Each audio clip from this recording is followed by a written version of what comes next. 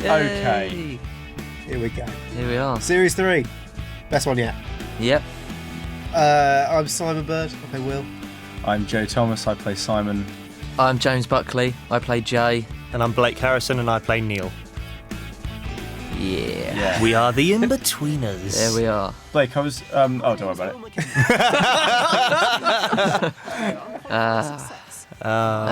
Good just a recap. Recapping here. Previously on the In-Betweeners. Oh. That's. It is quite a good show, really, isn't it? Look, it'd be good if it was this long. Do you remember Feisty One? Feisty One, you are. Some new bits. Forget. And there we are. Here we go. There you go. All in high order. Oh, yes. Me driving. That's. You did your enjoyed own driving, stunt? didn't you? I driving. loved it. Just made the day so much fun. Okay, little Just vote driving. between me and Blake. Who's the better driver, James or Joe? I think by a country mile, I'd have to say James. I'll second that. Get in. I do a lot of driving. Yeah, but though. that's because you haven't seen me on a proper racetrack. Yeah. Yeah, well. Civilian driving is, I find, too boring. So. Jay could have had a shave before school. I'd maybe be born about 5 years earlier. Yeah. Yeah. No, but we won't dwell on things like that. Not having size in his Let's pocket. keep it positive. Let's keep it positive. Let's chin up. Chin that up, your or real chin down, wearing, actually. See the stubble, keep the chin down. Is that your real wearing? I have little. This might be interesting, but you're listening to the commentary, so you're going to be stuck with this. I have both my ears pierced.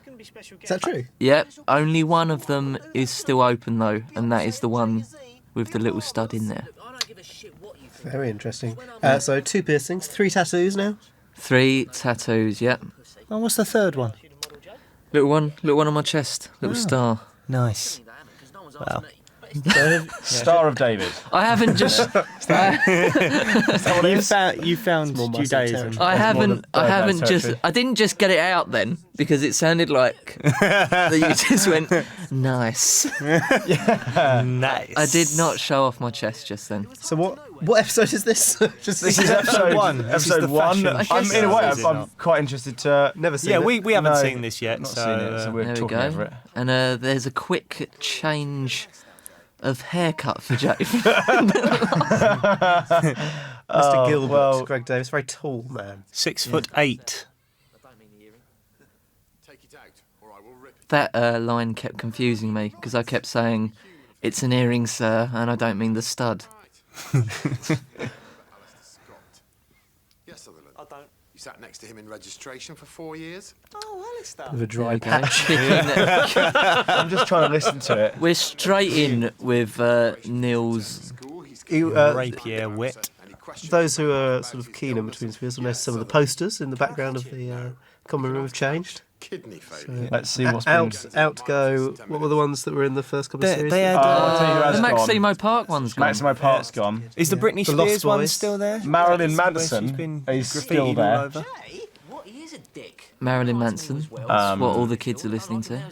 And there was And that is NWA as well. the poster behind me is probably my favourite band. The world. The World Band. and the flags. One instrument from each territory. Yeah. And they sing in an international language. Always good to know your flags. It's football and love. Sex. Things that unite us all. Yes. He's a dick. If Jay thought Alistair was a dick, he was almost certainly a nice bloke. I like these. This is gold. Yeah. Will and Gilbert in a room. Head to head. Bosh. There you go. Have that. You're welcome. Yeah, it's actually getting a couple of minutes out of that. I can imagine that this was probably very quick to record, like quick to film. You're 2 very professional actors, aren't Greg's you? always bang on his lines. Yes. And Bird's memory is like he's just reading it off a page. It's absolutely flawless. Brilliant joke there about what a bad actor I am. If you couldn't detect the sarcasm, Well, I was more talking about the memory. That's very, very poor memory. Unfortunately for you, it's not the First World War. You can't conscientiously object. So, You either collect the money or it's detention. What are they Starting talking now about? and continuing whatever. Well, just to fill you in, Will has come into the office of Mr. Gilbert. They've already seen the episode, Okay, fine. haven't they? If Yeah, they're watching I it, It's hope a bit so. weird to commentary. jump straight onto I the hope commentary. they, yeah. Straight Unless to you've- immediately to the It's an odd commentary. Yeah, move, you've but- made the mistake by accidentally pressing OK on the commentary without That might- realising. Or- By I've done now, that- you I've should done have that switched off Or you're- and gone maybe to the the- original. Or if you But are maybe you listening to can't. this, chances are you have just made a mistake. You accidentally put the commentary on. Yes, you've accidentally bought You don't know how to get it off. DVD, and you've put it in. It's fallen into the machine. Yeah. Stephen Webb.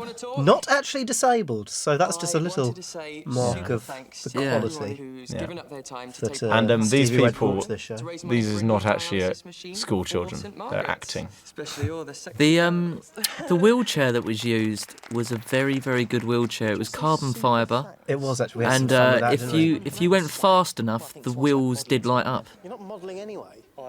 They're completely true. Fact. So an incentive. To, Blake to was have very known happy of the- about the sausage roll situation. Yeah, I always like to eat about 20 sausage rolls within an hour. That's something I do daily. And also, It's you part of my fitness regime. you really like cold sausage rolls and tomato ketchup, don't you? Yeah, big fan of tomato ketchup. That's great. I cover everything in tomato ketchup, even tomato ketchup.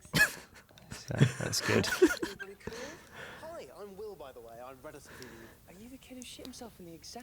Little tip for you young actors: if you don't know what to do with your hands, stick them in the old pockets. An actor's best friend.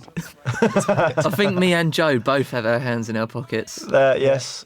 Okay, so if you look at the way we stand in scenes, it's usually a race to who gets first person to put hands in pockets. They've won, so they get hands in pockets for the whole scene.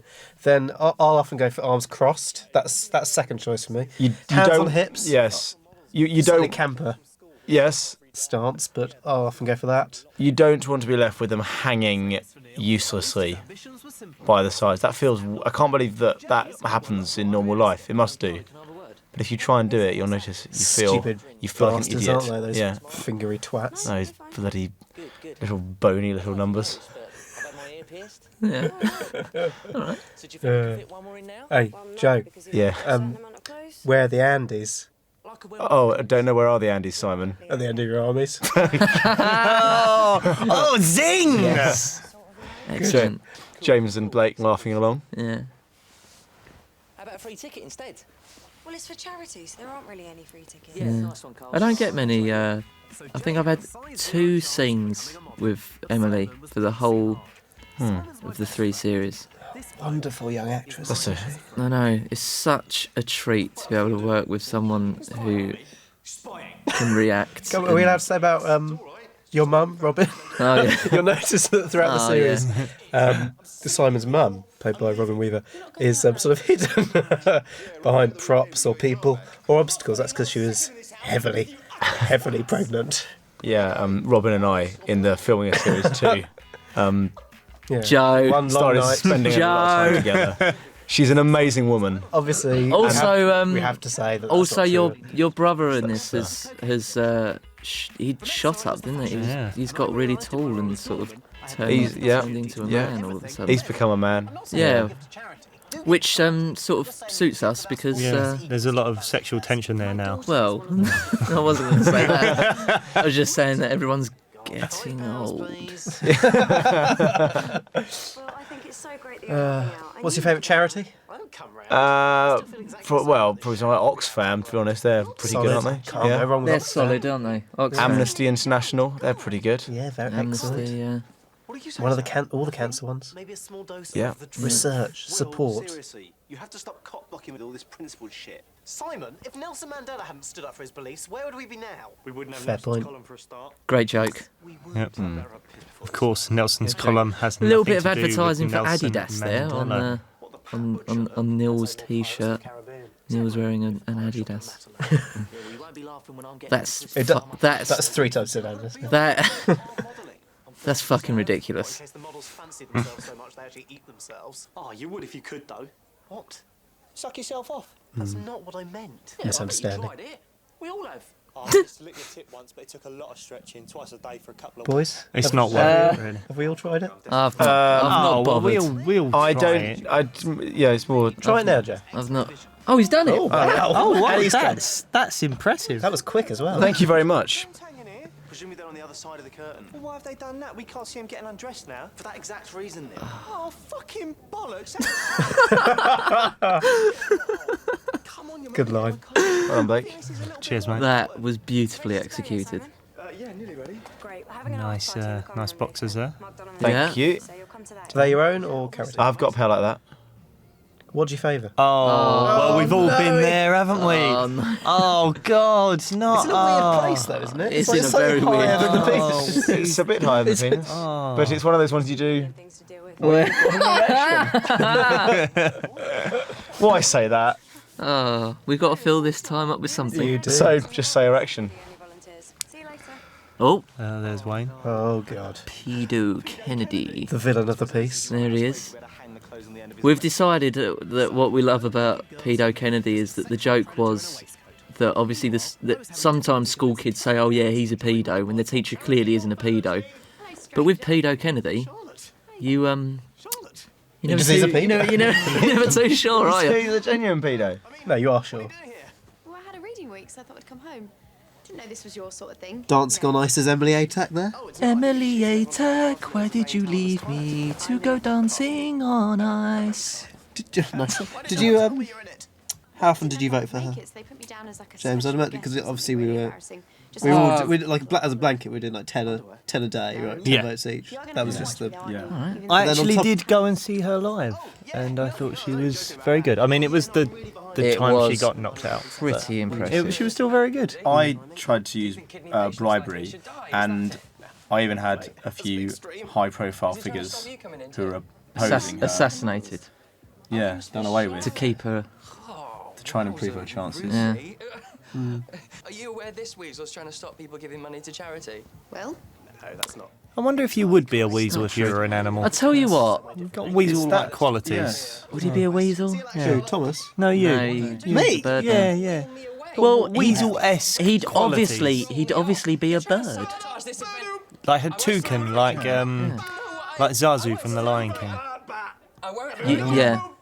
This is my special day! Could do a lot worse than Zazu. I'm gonna go and get ready. I tell you what, the character of Alistair is I got away with that. is a dick, really, isn't he? I hadn't got away with it. He is. He actually he does turn out to be a dick. And Neil didn't give a shit. So the point we're making there Is that not all people in wheelchairs are aren't not dicks? dicks. Sarah Bell's got lovely big nipples. And a Look nice with your bow tie there, Joe.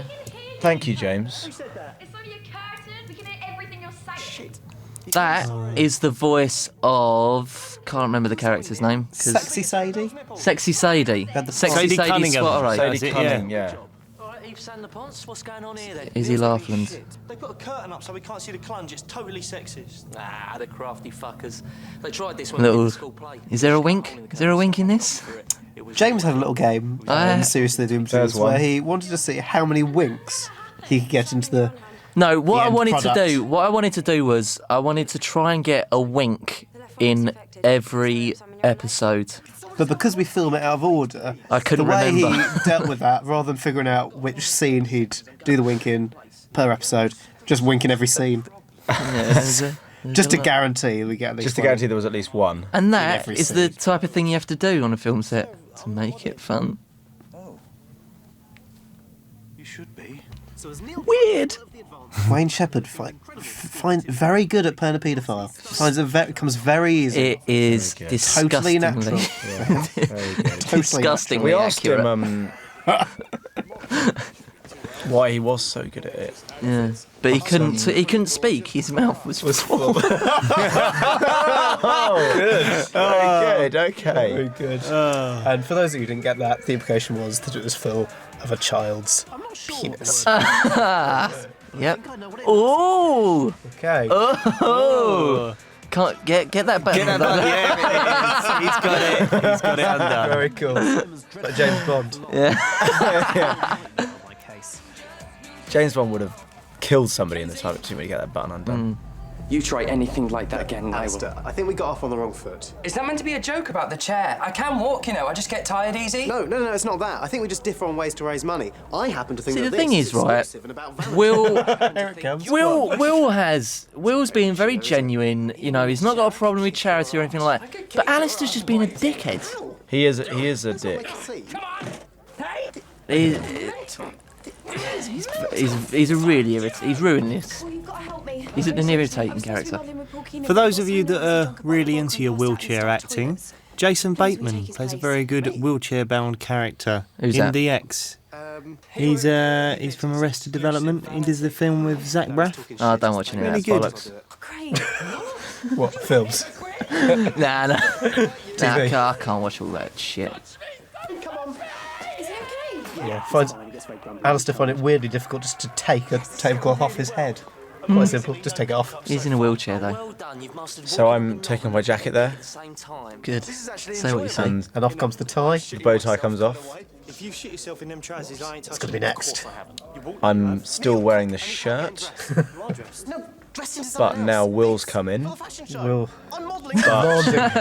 demanding help to change. And all of his morals have suddenly gone out the window. All for this girl. Yeah, too right and all. Common theme in the third series is Will claiming that he has principles about something. Then Yeah. It's not difficult to twist Will's arm, is it? Not difficult.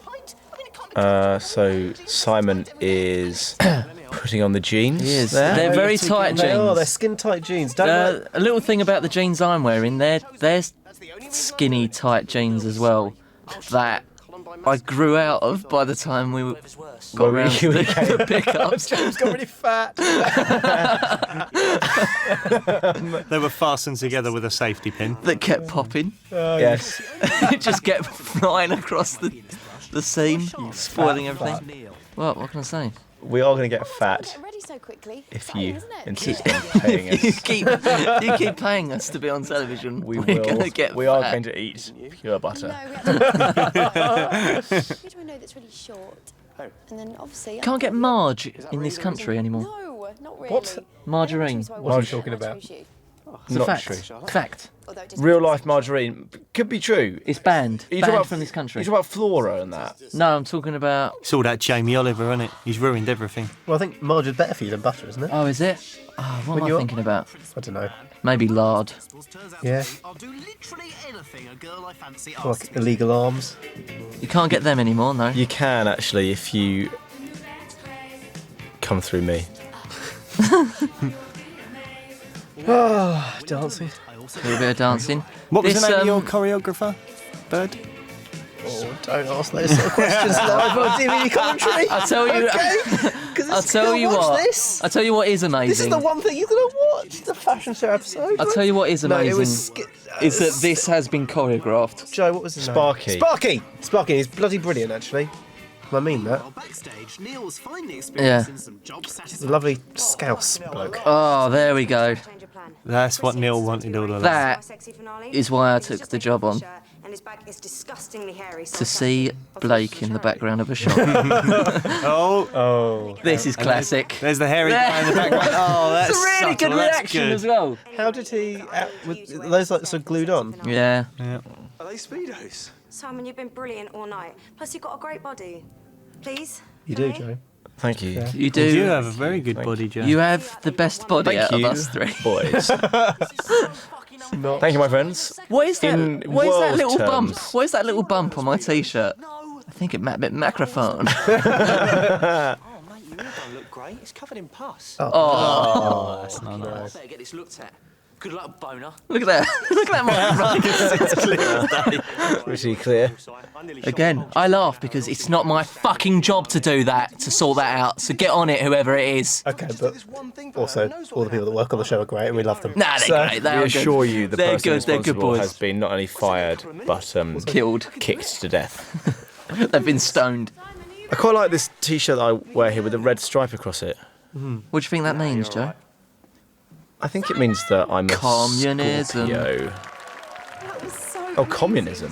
Oh, I misread that very badly. Brilliant. Was he? Yeah, he was all like, yay! Yay! wasn't entirely yay. Brilliant. Girls. Oh, here it comes. That's the way girls talk. Please don't distract me. This is the best bit of any brilliant. comedy ever made. Oh, Joe's ball. Can only be described as quite a serious where is it? Let's have a look. Where is it? Don't look directly at it! It's on the sun! Oh no! It's just flopping around and it's hairy there. Joe, take us through what was going through your... What was going through... Oh my good lord! Joe, did you enjoy doing this? Did you find it liberating? No, I didn't find it liberating. Close up on the ball. So much. A lot of There's people so assume much that's ball a, close up. A lot of people assume that's a prosthetic testicle of some sort. No. It's a real ball. No. Joe's left ball. That is it there. That is it right there. If anyone wanted to know what Joe's left ball looked like, You find out easily. you don't.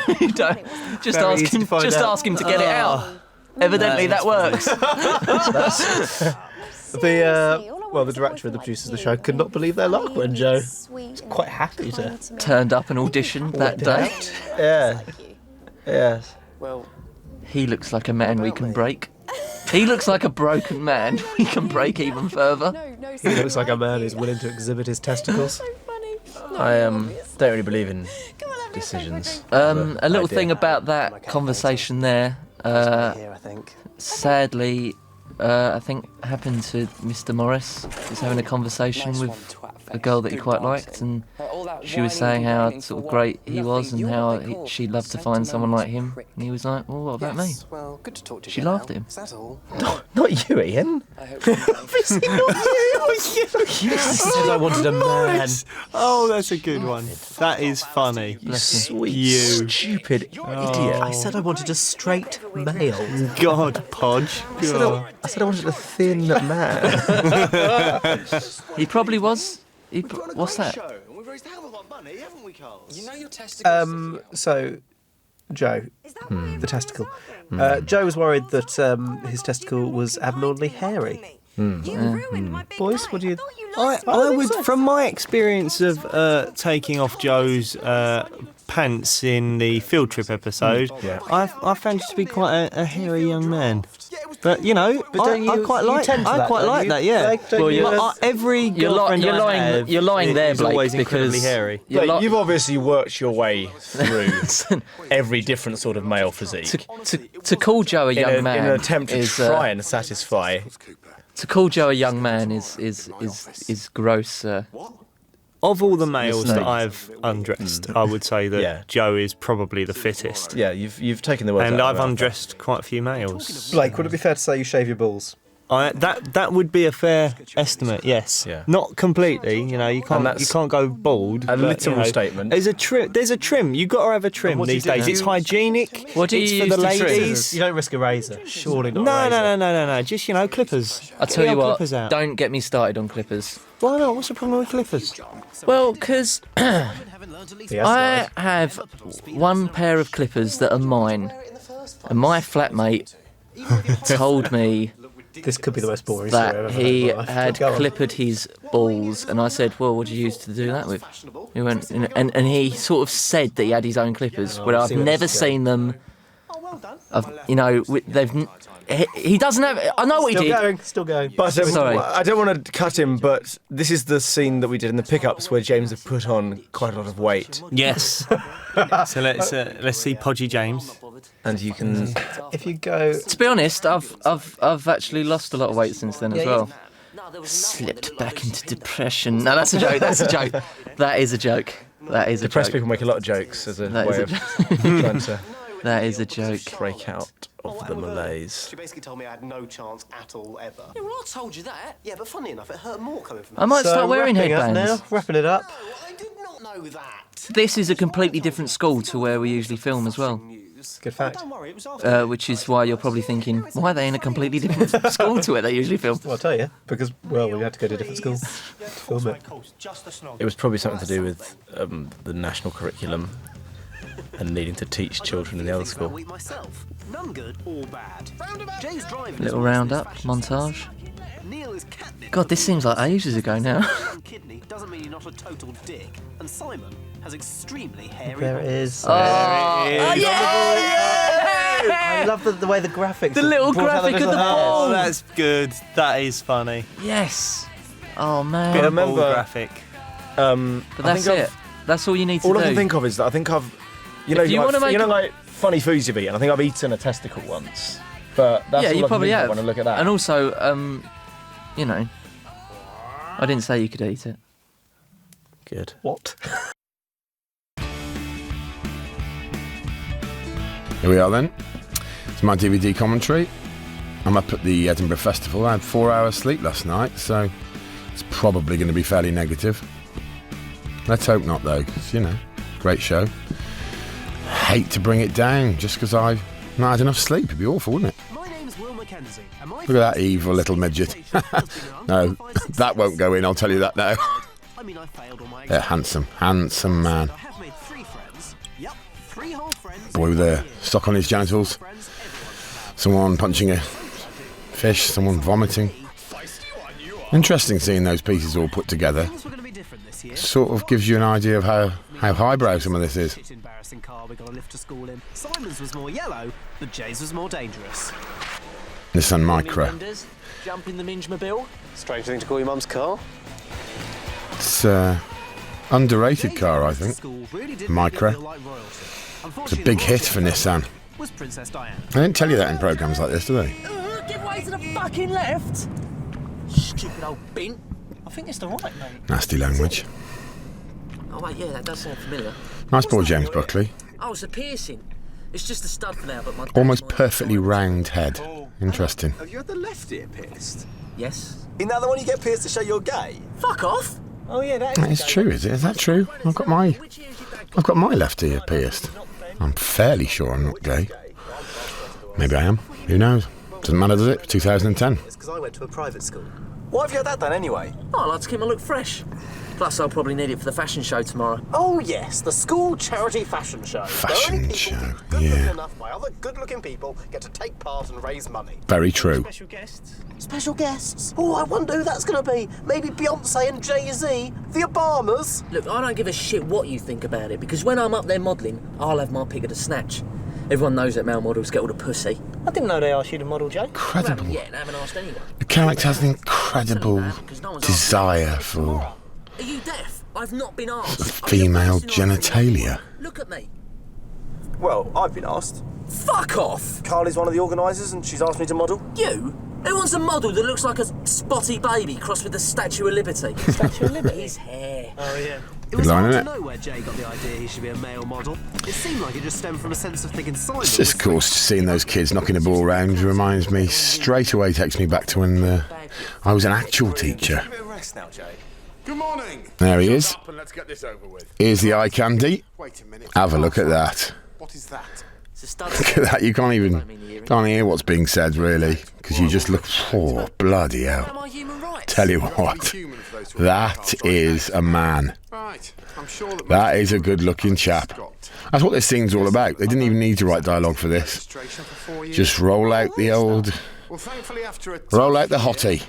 Even in those clothes. They make me wear those clothes. Obviously, I don't wear those in real life. I wear some incredibly expensive designer material. But even in those clothes, I just... Oh. Look at that. Perfectly defined face. Not a hint of... I mean, although I work out probably 14 hours a day, probably. I literally work out 14 hours a day. I think that comes across. The boys fill in a bit of time before I come back in again. Now it's getting better. Simples. Oh, he was all right. No, he wasn't. He was a complete bellend. He was worse than Briefcase. Thanks very much.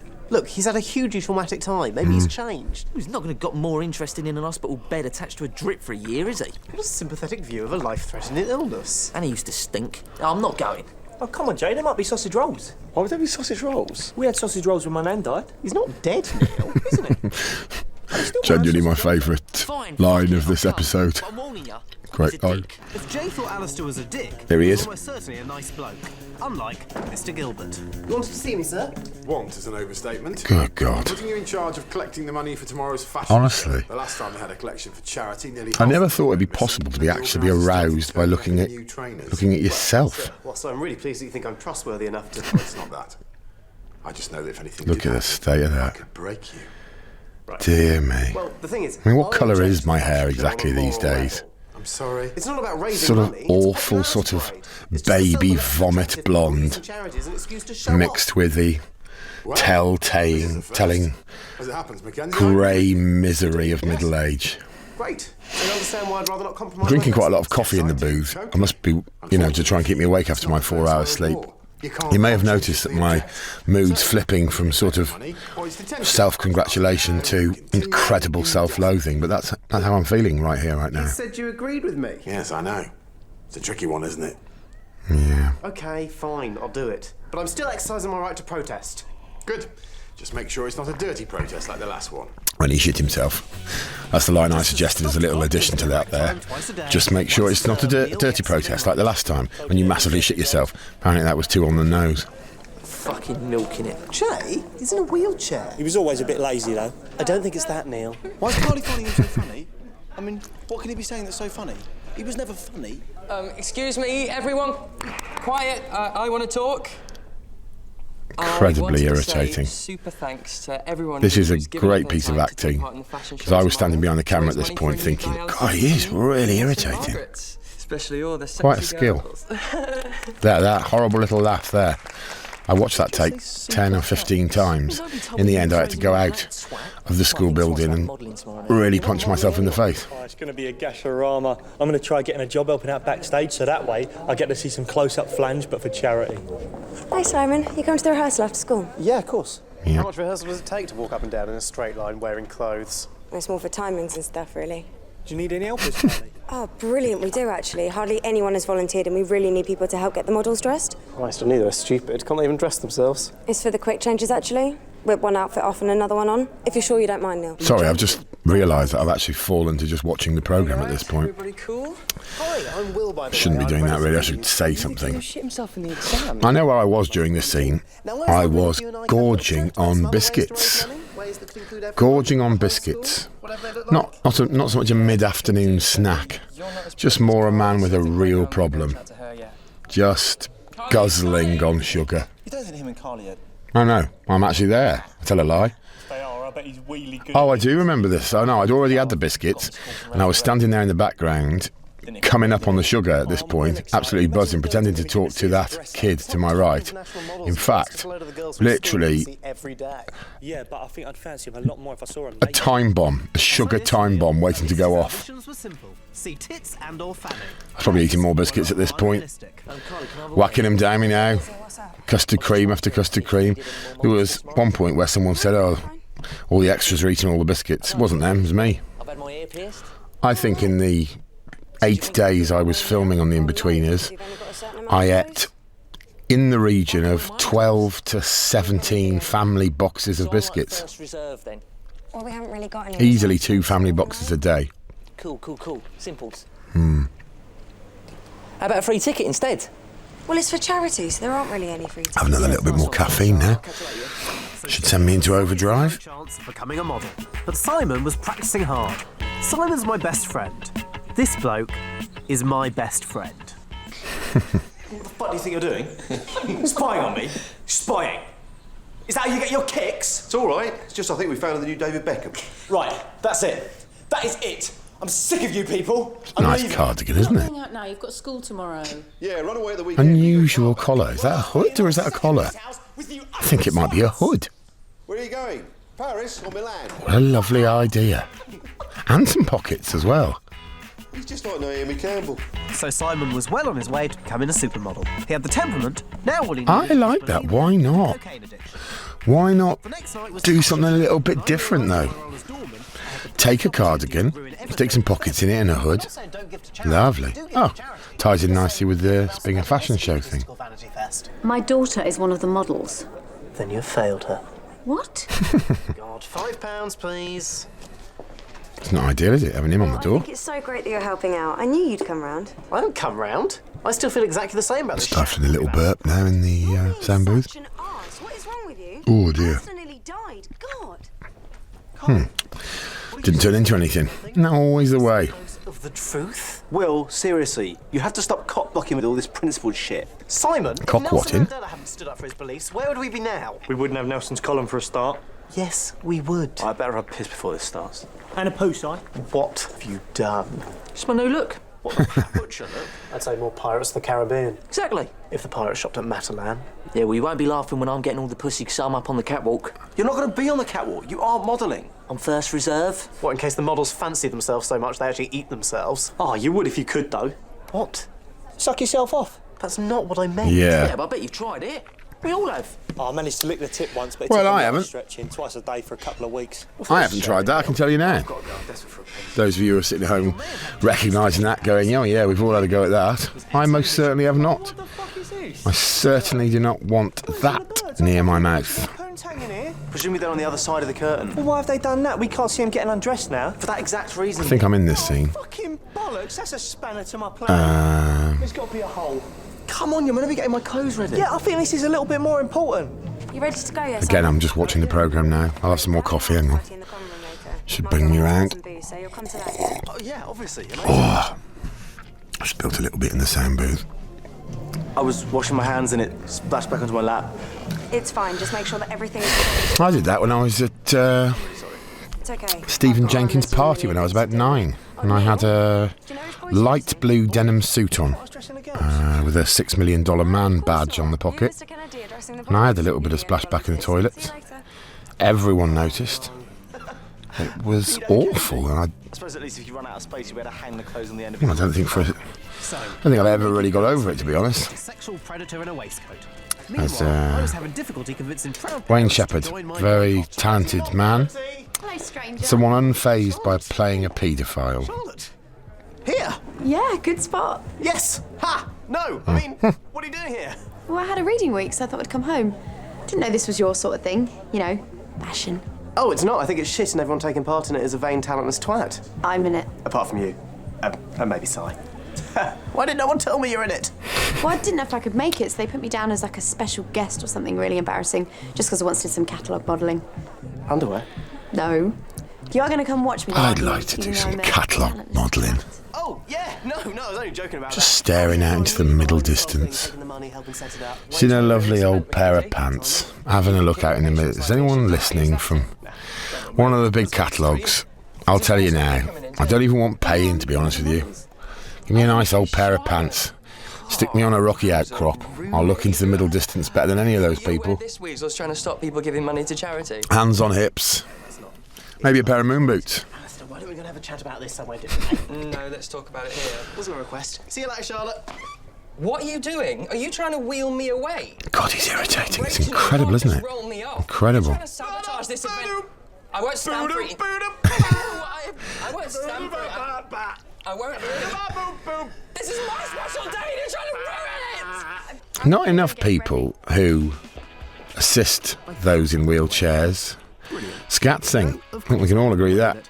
Backstage, Simon's big moment had almost arrived, and Neil didn't give a shit. Neil, can you give me a hand, please? Oh, mate, this is like torture. I spent the last week thinking about the snatches back there. I'm in a rush, Neil. I reckon Sarah Bell's got lovely big nipples, and I bet Joe Larkin shaves her pubes. We can hear you, you pervert. Who said that? It's only a curtain. We can hear everything you're saying. Shit.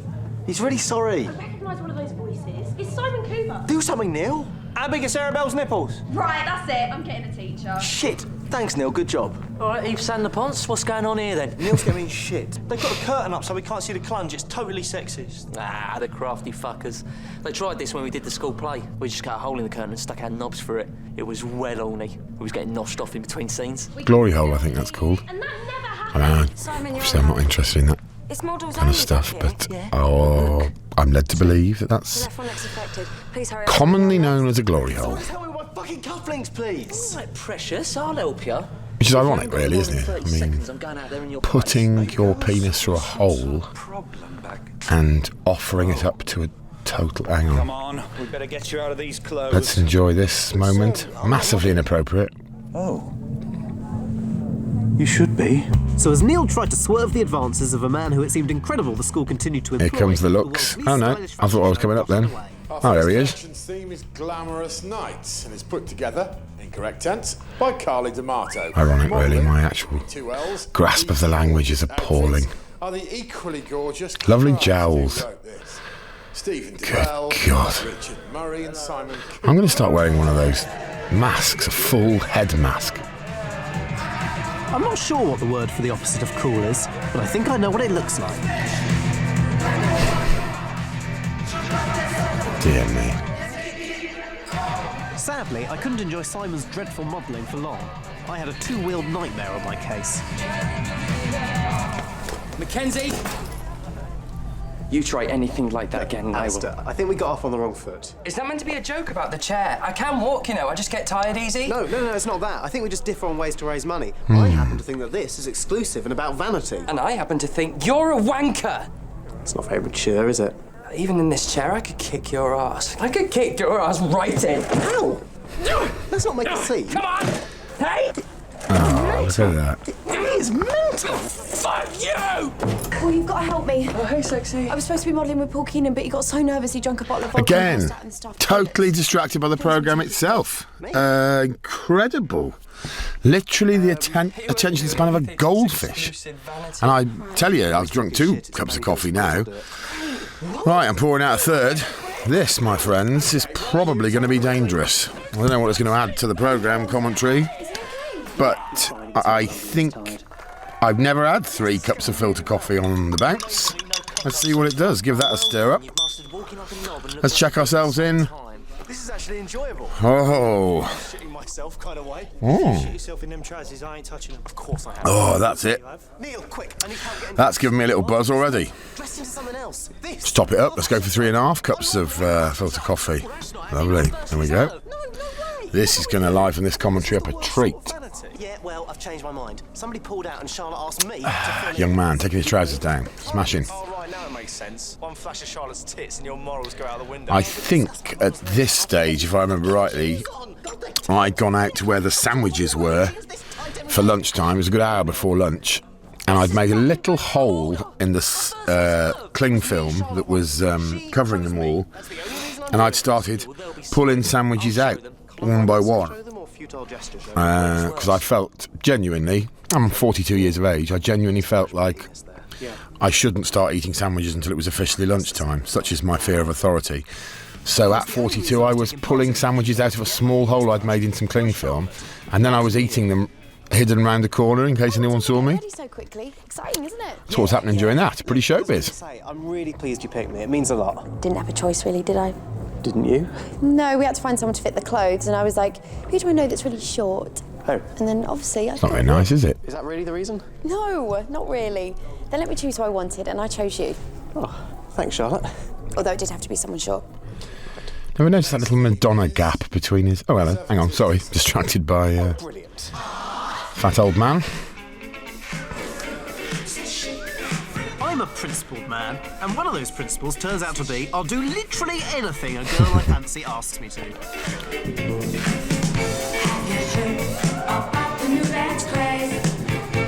I do actually remember standing behind the camera during this, laughing my head off at Simon Bird, To admit, I also got a bit carried away. because there's something tells me that that is how he dances. But they do say a woman Yeah, knows this a lot about what a man's isn't a like character before he piece. dances, which meant that if I did pull Charlotte, she'd be expecting surprising enthusiasm, a lot of finger work, and an abrupt stop when I remembered where I was. Meanwhile, backstage, Neil was finally experiencing some job satisfaction. A bit difficult this, because I know how this pans out, and there is one specific thing that you'll have already seen if you just watch the programme straight. I can't really get it out of my mind. Some images are burnt into your mind forever, and we all know that's coming up. And I won't want to look at it again, as I did during the entire day, but I will have no choice but to look at it. Please, for me. And it's coming up now, it's being set up now. And during the day of filming, This is so fucking I was like a rabbit in the headlights every time I spoke to Joe. Well, do you want to wear the Speedos? That thing hanging out. Oh, mate, your ear don't look great. It's covered in pus. Oh, fucking hell, I better get this looked at. Good luck, boner. Try not to get a stiffy in them Speedos. Well, He's right, you're in trouble, Si. I nearly shot me bolt just looking at her, and all she was doing was standing there being moany. No, did you hear what she said? She thinks I've got a great body. If I could just do this one thing for her, who knows what could happen? nothing. You'll get a boner in front of the whole school, and in Speedos there is no hide in it, trust me. It's only a couple of minutes. He knows. I can do it. I can do this. Simon, are you ready yet? Will you give me a hand, Neil? Nah, you're all right. Simon! That was so amazing. So brilliant. I could not have done it without you. How was it? I got bought a leopard skin thong once as a birthday present from a friend. And one day I was bored and I thought, this is at university, I thought I'll go and surprise my mates and put this leopard skin thong on and go downstairs, and it'll be ever so funny. Popped it on. Was on my way down to show my friends and caught myself in the mirror. Thought, well, that's not funny. Went back, took it off. No one ever saw. Here it is. Here's the thing I was referring to. Incredible, isn't it? That is, well, genuine horror on my face there. Absolutely repellent. The most disgusting part of the human anatomy. Very funny, well done.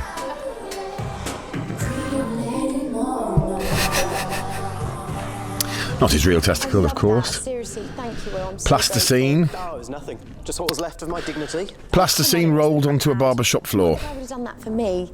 I mean, uni's great, but there's no one there like you. Shut up. No, seriously. All I want is a boyfriend like you. I mean, you're funny and you're sweet and you're kind to me.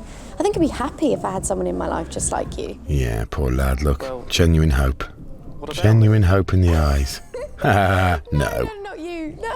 No, someone like you. You're so funny. Not you, obviously. Come on, let's go for a drink. Women, brutal, aren't they? I'll just wait here, I think. Okay, cool. Nice one, twat face. Good dancing. All that whining and complaining for what? Nothing. You're what they call a sanctimonious prick. Yes, well, good to talk to you again, Al. Is that all? No. I hope one day you get a serious illness too. That's not very nice, is it? Oh, fuck off, Alistair, you dick. You're a dick. You're a dick. You were great. Yeah, a bit of a weird reaction. It wasn't meant to be funny, it was meant to be glamorous. You're a dick. No, you're a dick. You're a dick. Guys, come on, calm down. Don't spoil a good evening.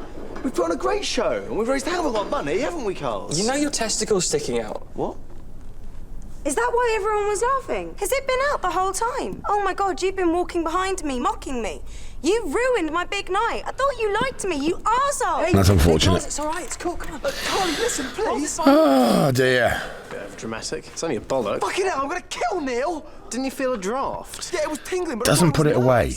I was standing back camera now and I kept thinking, well, the secret's out now. Put it away now. Chose not to. Interesting. Here he is. Here's the money. Got you in a lot of trouble. Honestly, it wasn't a joke. No, there is nothing funny about testicles, Cooper, as you'll discover tomorrow in my office. What? Sorry, sir. That sounded a bit weird. No, it didn't. See me tomorrow. Lovely. It did sound weird. Lovely guitar pop coming in there. Right, And this is genuinely one of my favourite Get you bits. under these clothes. Wayne So I there. told you, I'm not modelling. Oh, no, you are. I Had a couple of sherries. The man said. The show finished 10 minutes ago. Oh. You've been drinking, sir? Come on, Tom. Let's go get you some fresh air. Putting my fucking neck on the line for you, John. So we headed home. That line was a last-minute suggestion from Ian Morris. Why did you agree to wear it in the first place? Carly One of my favourite lines I had. You look ridiculous. Speedos, DMs, top hat and a leash. What maniac designed that? Who thought, you know what's fashionable? Dressing like an upper-class mental patient. All right. Did you get that boner then, Si? No, Oh, well done. but my left bollock was sticking out the entire time. Fucking hell, unlucky. I blame you. All right, guys. How's your ear, Jay? Perfect. That's why I got to wear this massive bandage. I suppose that's your modelling career fucked then. He never had a modelling career. Yeah, but I'm not bothered because I fucked the nurse that looked after me. The St John's ambulance lady? Yes. Isn't she Warren Dunkley's nan? No, there was another one that looked like Lucy Pinder. Of course there was. We going to this party then? I'm definitely not going. Nor me. I think I burst into tears. Oh, what, because you're so unpopular? No, Neil, because of Charlotte. Oh, what happened with her then? She basically told me I had no chance at all, ever. Yeah, well, I told you that. Yeah, but funny enough, it hurt more coming from her. You know I snogged her once. No, I did not know that. I could have sworn I told you. I think I would have remembered such crushing news. Oh, well, don't worry, it was after you. That makes it worse. Yeah, now it's like a betrayal too. Was it just a snog? Again. Neil, please. Just watching the programme. Well, that's something. I mean, if I have another cup of coffee, I honestly am going to go mental and smash this studio up. Is that what you want, you people? Yeah, you probably do. All right. Okay, let's do it. Let's have cup of coffee number 5. That's what you people want. Here it comes. This is an inhuman amount of caffeine. Woo! Program's finished. You are lucky. You are lucky, my friends, because I am about to go fucking mental. I am about to smash the living shit out of this little place. Yep, right. Here it comes. Hello. Welcome. Mixing it up. 3 instead of 4. My name is Ian Morris. I'm one of the writers and creators of The In-Betweeners. Not important. Not important at all. I'm Blake Harrison. I play Neil. And I'm Joe Thomas, and I play Simon. I'm going to say this quickly, but Damon and I write the scripts together, and so if I say I mean probably we, and if I say we, I mean me and Damon, not. If it's a really good line, he means just Do you Damon. know what? If it's a mediocre rubbish line, he means him. That was an insult. Okay. Yeah. I was going to say, I genuinely don't remember who wrote what line. So there's been a few occasions where we've blamed each other for horrific lines. So, opening start in the caravan. Back in the caravan. Yeah. Loving the caravan. Flashback to Series 1. Yeah. Remember that? Remember Series 1? 3 years ago. Oh, good times. 3 years ago, I was a lot skinnier. We all were. A lot skinnier. Had more hair. Got a little paunch now. The Series 3 paunch. Something Series 3 paunch. Actually, I think a few of us have got that. Buckley had a bit of a paunch at one point. Couldn't fit into his jeans in one episode. And I've got a bit of a paunch throughout most of the series. You get fed well on a film set. You get fed well. David Scholl there, which pointed out playing Jay today, is a fantastic, very funny comic actor, of course, in The Office. And also the voice of the drive-by abuser in Modern Toss, I think. If you ever see that fantastically funny cartoon series. Can I briefly talk about this episode, which is that we felt that we'd try and reflect the life of 17, 18-year-old boys. And we thought at some point someone offers you drugs, or one of your friends says, I'm going to get some drugs. Nothing too serious, very suburban. And that's what we're trying to deal with this episode. Hopefully we've done it realistically and in a funny way, rather than in a sort of over-the-top or weird way. I think it's one of the things people liked about the show with the no drugs in it, and there are never any drugs again, but I think it's fair to say that modern life for teenagers, you dabble drugs at least once, and then you say that's not for me, or very unusual. I like this, and I'm gonna be happy living as a tramp in 10 years' time. I've never really done any drugs apart from one time when I accidentally ate some cannabis, but we'll come to that. We'll come to that later. Hopefully, the idea was just to kind of reflect the experience, as I've said, rather than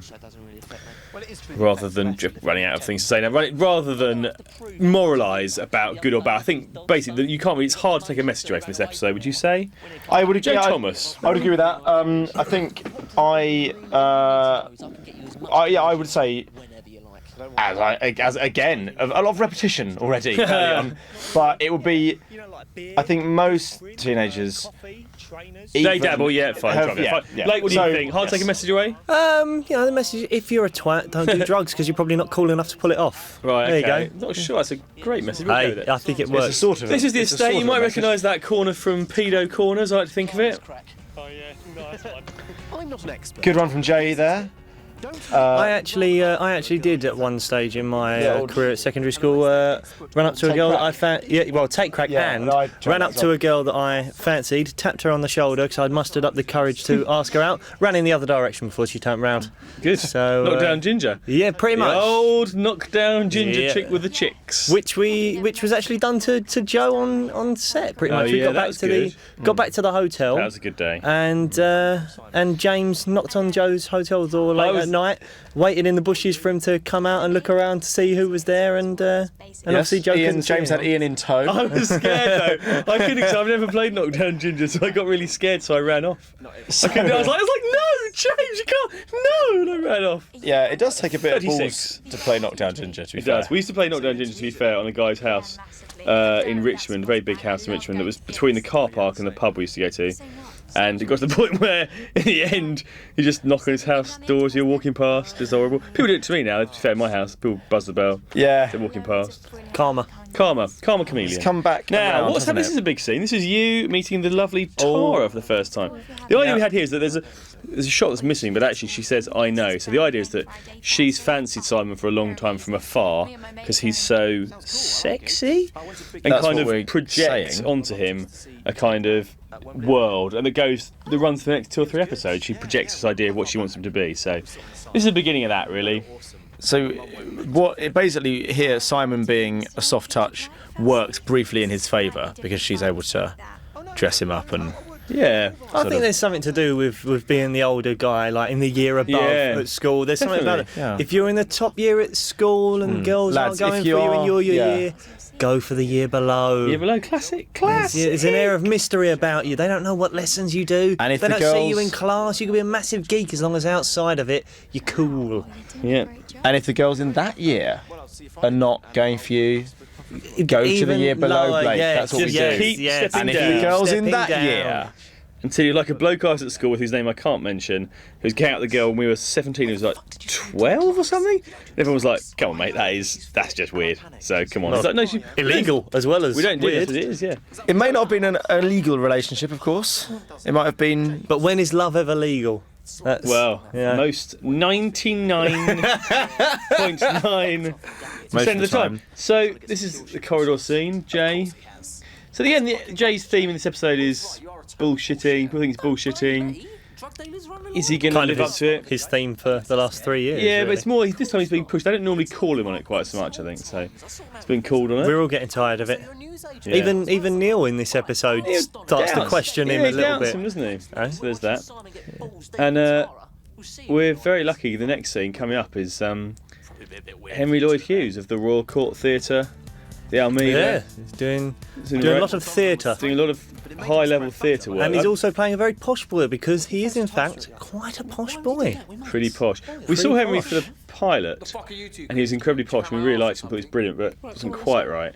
And then when someone suggested bringing in Fred Donovan for the series, we were like, well, but Henry's quite posh, isn't he, for Donovan? And they're like, no. They brought him in, and he was very method, Henry, and he's brilliant. He literally got us. We thought, wow, in a year things have really changed for Henry. He was like, yeah, no, it's been difficult for me, but it's been okay, and I'm living in Hackney. It's all right. It's not too bad. It's okay. I was thinking, are you all right, Henry? Because you look like he's wearing a singlet, and he had like a necklace on that had a gun on it, and we were like, is he all right? Because he's got a double-barreled name still. But we're very incredibly lucky to have Henry. He's lovely and funny and clever and far too good for us and bound for great things. There he is. You ever tried to smoke G, Thomas? I reckon you've probably smoked a bit of tea in your time, haven't you? Smoke tea? Yeah. I don't know whether I have. Yeah, okay, fine. Smoked a bit of Tetley. Well, it's the best way to enjoy a really good tea is to it's to take a little bit of snuff of it up your nose. Yeah. Okay, well, don't do that. Literally, don't do that at home if you're listening. No, you shouldn't do that. Unless someone has dared you, in it's which a dare, case you you kind gotta of do it. have to do You it. gotta do it. If So there's- you're not a man. If there's or woman, or woman, or hermaphrodite. Interesting. Now, Blake, do you want to talk about hats? What are your view on hats? My views on hats have changed over the last few weeks. I did. We did a little photo shoot, and I was made to wear a hat, not too dissimilar from Joe's. Very similar. And I quite liked it, so I ended up buying myself a new one as well. So I've got two hats now that are similar to that. Is Yeah. it a Stetson or is it more bowler? It's Trilby-esque, you know. It's Small Trilby. So, small Blake, Trilby. so we take the mickey out of the hat, but actually, Yeah. Blake's likes the hat. Yeah, and I knew that it would be taking the Mickey out of as well. He's run with the way it. I He's see run it is with that it. up until this episode airs, I can wear the hat without the general public taking the mick out of me. As soon as this episode airs, which it would have done by now, as you're listening to this, you will not see me in the hat anymore because I know that people might brief say, summer. you know, yeah, The summer of Trilby. I've got a summer fling with my hat. That's nice. So you know, Nice. That is lovely. like a holiday romance, It if is. you will. And there's Belinda Stewart Wilson talking of romance. Oh God. She gets a date later in the series, of course. Why her date has never been with Neil, I won't ever Yeah, know. funny that, isn't it? Neil, nothing on screen. This next 3 episodes, the character Simon, I mean, so much time snogging. I think So much more time snogging than acting. Well, we try to sort of replicate that idea of being a teenage boy, and when you get a girlfriend, you think, well, I'm probably just gonna, You've got I'm to gonna make- let me snog you. I'm just gonna, most of it, yeah. But Neil's never got any on screen, has he? No, it's all off screen. All off screen. The best type. The best type of action that you can get. Everyone else has had a kiss, at least one kiss. Yeah. Even Buckley's had. Yeah, I've not had any action. Nope. No action yet. It's a blow. So Buckley and Berg kissed. Yep. They kissed. Fact. Twice. Twice, yeah. 2 year gap. twice. A 2 year gap. It's for like a fling. £5. £5 it took for them to kiss each other. It was $10.60. It cost me a lot of money. I remember that. £16. Yes. But you're used Ian to put up the paying money more. for it. You're used to paying more than that to see two men kiss, aren't you? Well, not, I wouldn't say used to it, but I have paid more than that. So here we go. Simon's annoyed because he's got tea. Thought he was going to impress Tara. He's not going to impress with tea. Martin Treneman, who you might have seen in Phone Shop, which is a very funny E4 sitcom. Here comes the hat banter. Little joke that we keep in that no one seems to like, which is that he says language. So Simon swears all the time near his parents, and every time he says it, they say language. Yep.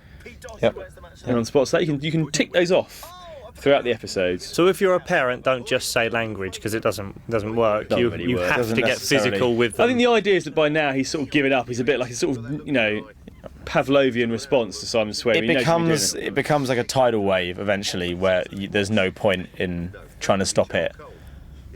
Alfa Romeo, four-door Alfa Romeo, the car that Mr. Cooper drives.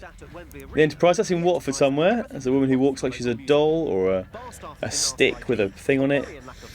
My fiancée there in the deep background managed to cut her appearance out and her music out, which was a couple of interesting conversations I had to have. Yeah, I'm sure that was. So, no, she's lovely about it all. Bless her. 2 disappointments to prepare her for the avalanche of Oh, disappointment. thank you. That is Joe. to It will be her wedded life. Why am I laughing? So, these were quite fun. We filmed this in Black Horse Row, Walthamstow, wasn't it? Yeah. Standard pub, I think it's called, really. Very nice. Yeah. And actually, it's a fact for you. Peep Show was filmed here as well. So if you're a fan of the Inver and Peep Show, a trip to Black Horse Road Tube Station on the Victoria Line, the Standard Bar opposite, you can go in there and Paul, I think the landlord is, very nice. Nice man. Have a pint, why not? It should be a tourist attraction, really. Like they should really be bringing people in there. And it should be. After this airs, I mean, it's up there with Now you might see a lot of posters. I think the pub should be renamed the Neil's Head. The Neil's Head. This is good. Now coming up here is a bit of Blake Harrison physical comedy. Watch this. Classic. And that, I'll That tell is you good, what, though. the thing is, Jay is absolutely right. You should do both. You should mix it up a bit. I mean, if you just do Ew. just bump God, or just grind, Blake's giving us actual sex tips. You know, listen to me, God. people. A little bit of both. The Really slap mix, thing, never mix it up slap. a bit. Never slap. No, don't. Only if there's a safety word. What? He's in with the more sex tips. no one's listening to this DVD commentary. Look, not I'm giving you Blake gold. Harrison's sex tips. I wish I had someone on a DVD commentary telling me the little things to, get me through those first tough times. Shall I tell you something incredibly embarrassing I've never told anyone? Yes, please. Shall I? We'll now go so to the I world. basically, a friend of mine, I'd never in my entire life even thought about masturbation when I was younger. And a friend of mine had Bob Geldof's autobiography. And there's like a chapter in it where he talks about the first time he masturbated. And I was like, oh, okay, well, maybe I'll try that thing he said. Geldof got me into it. Geldof got me into it. So what are Geldof's great causes? There's Live Aid. There's solving poverty, and there's getting the youngsters into masturbation. That was it. It was Bob Geldof's autobiography. It was the first time I heard about masturbation. There we go.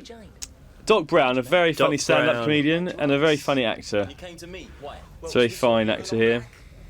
What was I going to ask you, Blake? Yeah, no, some sort of other sex tips, really, just about romance. And, Well, so yeah. tap a girl. If we say far, we've got tap a girl on the shoulder and run away. Yeah, tap a girl on the Then when shoulder you and get to the run bump, away. you've got to bump and You've grind. got to bump and grind. You've got to mix it up a bit. A bit of both. Keep them on their toes. Sure. Yes. Well, Or that's off good. their toes, On their toes, as it were. This is too much, isn't it? No, for a don't, DVD No, don't no, let it's them good. relax. It's good. It's educational. It is sort of educational, which is I think what most people listen to DVD commentaries for is sex tips from Blake Harrison. From Blake Harrison. I'll tell you what. I should probably get my own Channel 5 show. Or Yeah, I think you probably could get your own Channel 5 show if you wanted one, to be honest. Don't think that's that hard. Me and that Australian woman that always talks about sex tips. Gillian I don't know her Morris? name. I don't know. Jermaine Pat Greer. Morris. Pat Morris. Pat yeah. Morris. It's my mum. It's Ian my Morris's mum. mum, Pat Morris, always on about sex tips. Good as well. Easy now. Good. Jay was it. Good. First ever gig was in full swing. Full swing the gig Search now. for his date, I was enjoying it. In a way. Do you like the taste of beer? See, I don't actually like the taste of Of course beer. you don't. I hate the taste of beer. I spent most of my early drinking days on Smirnoff Ice and WKD.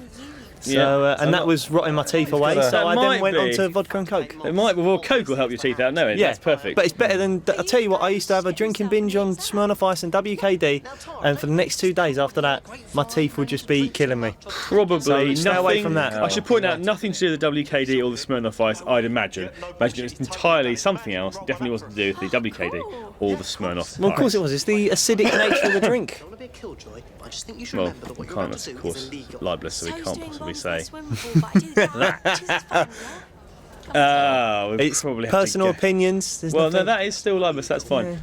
I didn't know which but was worse. That my friend was well, about to do It's drugs. more of a memory, and Blake's memory is pretty poor. is pretty always poor. And I've drunk a lot I of mix Smirnoff my Ice. drinks up all the time. And I've drunk a lot of Smirnoff Ice, and I've never had that problem. No. Yeah, no, neither have I. Never had that. Good, Neither well, have that's I. clear then. That's- Here we go. Now, this is a big moment in everyone's life. Maybe Jay should go first. I lived with a guy at university who smoked a lot of drugs, and I spent a lot of time sitting around watching him and his, in inverted commas, friends smoking a lot of drugs. And I remember thinking, you are the most boring human beings I've ever seen. Please get out of my flat. Yeah, there's not much in it for the observer. I think that's Yeah. It's not a spectator's It's not a spectator sport. It's not a sport. We should point out. Well, it could be a sport. I mean, it's like a sport. Toynton. Hannah Toynton. We should talk about Hannah Toynton, of course. We haven't mentioned her yet. Lovely. So she's Lovely young lady. absolutely lovely. So we were very lucky to get. We saw a lot of people for Tara, and she came in later because we didn't know she could do it. She was shooting in South Africa Yeah, or she something, shoots in South Africa, wasn't so she? she couldn't do the rehearsal period. So the casting director Nadira was like, oh, I don't know if she can make it or not. And then the first time I saw her and I read with her, I thought, brilliant. She was brilliant, and she's just lovely. They're so nice and a laugh. She's really lovely. And Really fun and really, really nice. And to be honest, had me from the first time she said the word fail-safe. But she said it in a way that sounded like fail-safe were a real band. They are a real She band. was- yeah, but not. Oh, they are a real band. Oh, fine. Well, she's shit then. Well, I mean, No, she- that bubble's been burst. I think we were saying, But I suppose what I'm getting at is that she acted it well. Oh, okay, she's a good actress as well. So she's a good actress. I thought, no, she's a great actress, done a really good job. And also, not just that, but putting up with everyone on set and just lovely, just great fun. Toints. I think she was there on the day that Buckley and Bird had a little kiss. She was there. I think probably So she it got a was bit of a showing off. baptism of fire. Might have been her first day, actually. I think it was her first day, and it was That's a it, little whenever- bit of showing off. Whenever there's a new good-looking girl on set, all the everything boys gets a bit just gay.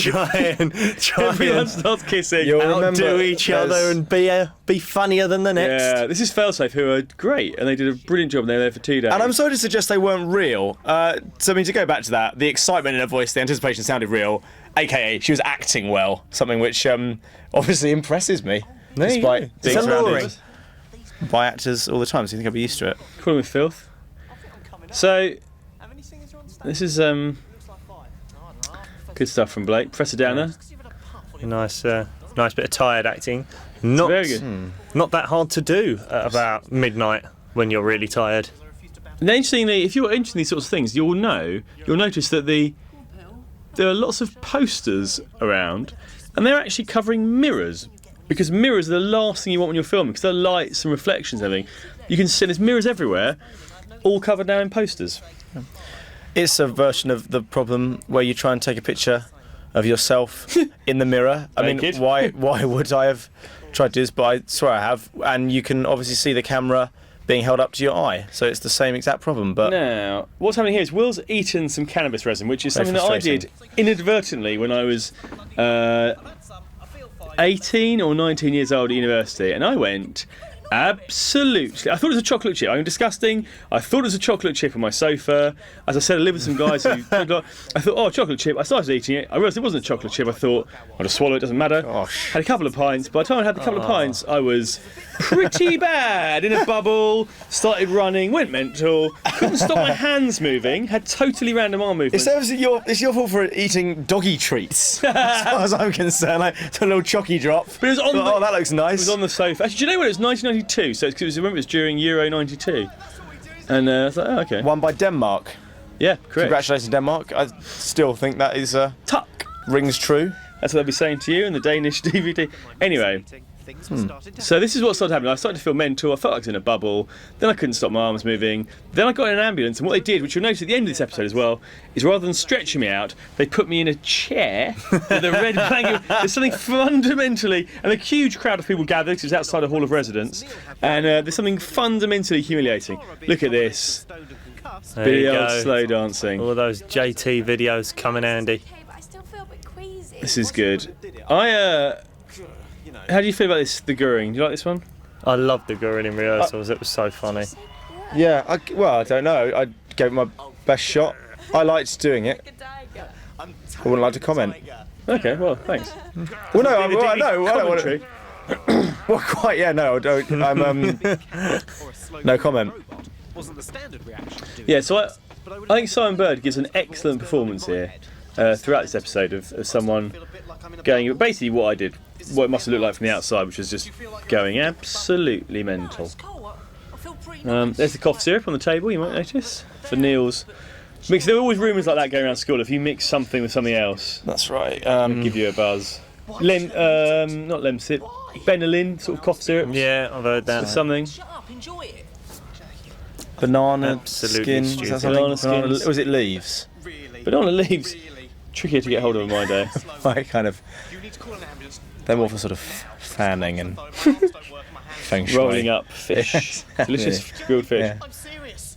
You feel miles away. I think I might be dying. You will feel miles away, that's what happened. It's not great. It wasn't great. It wasn't a great afternoon. And I did genuinely spend the next 2 days lying in bed, just trying to make the seal. I could never tell my mother this. I don't think she watches the DVD commentary, so I think I'll be okay. But that was a pretty bad 2 days at university. That was pretty bad. Also, because I'd done it in front of everyone. I didn't really have any friends. And I'd gone to this hall of residence, which I wasn't staying and living in. And people just thought I was mental, because it was the random arm movements, it was the ambulance, it was sprinting up and down the corridors. It can't have looked that good. When they took me to A&E at the Bristol Royal Infirmary, I vomited on myself, then I fell off the bed. I remember that quite clearly. Oh, God. Yeah, well, I can confirm that's... This is one of my favourite scenes for lots of reasons. I'm glad you like it. I love all of the Joe and Hannah scenes. Yeah. They're very funny. Here's a good bit. She does this very well. Depends what it is. No. Good roll of the eyes. Thank you. This is good. What's happening? Yeah, I liked her sort of stoned look. Oh, what's going to happen?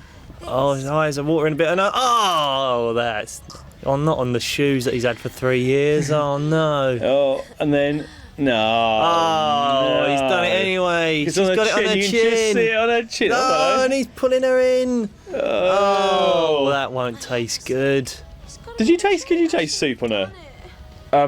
Yes. I could taste sort of horrible vegetable soup, quite cold. There's a lot of vegetable soup used in this series in between us. Listen, Simon, this is very important information. Call an ambulance and tell them I'm in a bubble. No, I can't call an ambulance, mate. I'm in there. Yeah, I mean, is that a in there, fair it's reflection of how things would go? You think you're not dead, you're probably all right. I'm definitely in with a fit girl.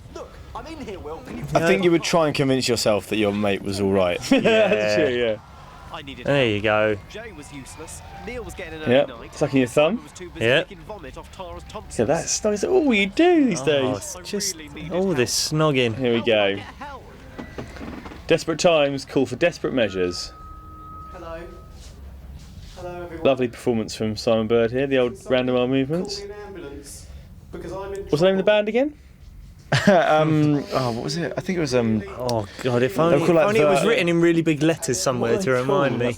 It's like the I need you to call me an ambulance. Because of the editing, I've watched this show so many times, I can sing their songs pretty much off by heart now. I really And they're great, I want love my mummy because And I'm not being dramatic. That's very nicely done. But I think I might be dead. Yep. A lot of the time as well, we've had problems with Simon Bird's glasses constantly reflecting the big lights. So he was always told you're not allowed to raise your head above about 90 degrees because it kept reflecting all the lights that were around him. Yeah, if you see a bit of green, it looks like he's got a locked neck, and it's a really restricted performance. It's not his fault. This is a guy called Ben, actually, who I knew when I was like 16 years old. Ben's playing the medic. Didn't know that. Hadn't seen him for like 20 years. Turned up. Not interesting, but true. Just some.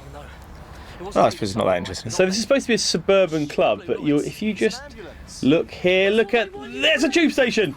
That is a tube station. It is. Our first gig. Our first drug. We thought this would be the first episode actually, but we went against that in the end. I think what is picked as the first episode is too good to be usurped by another episode. Yeah. Oh, it ends with a snog as well, which is nice. That's good. Yeah, so here's some actors for you. Yeah. There they are. Who have we not mentioned? Two double-barreled Ben, people, quite posh cast. Great assistant directors department. There. Grips. We got Dan Bruff. Marsha. Good footballer. Who does all the music. Leo Martin. Oh, everyone loves Leo. Well, thank you and good night. Hello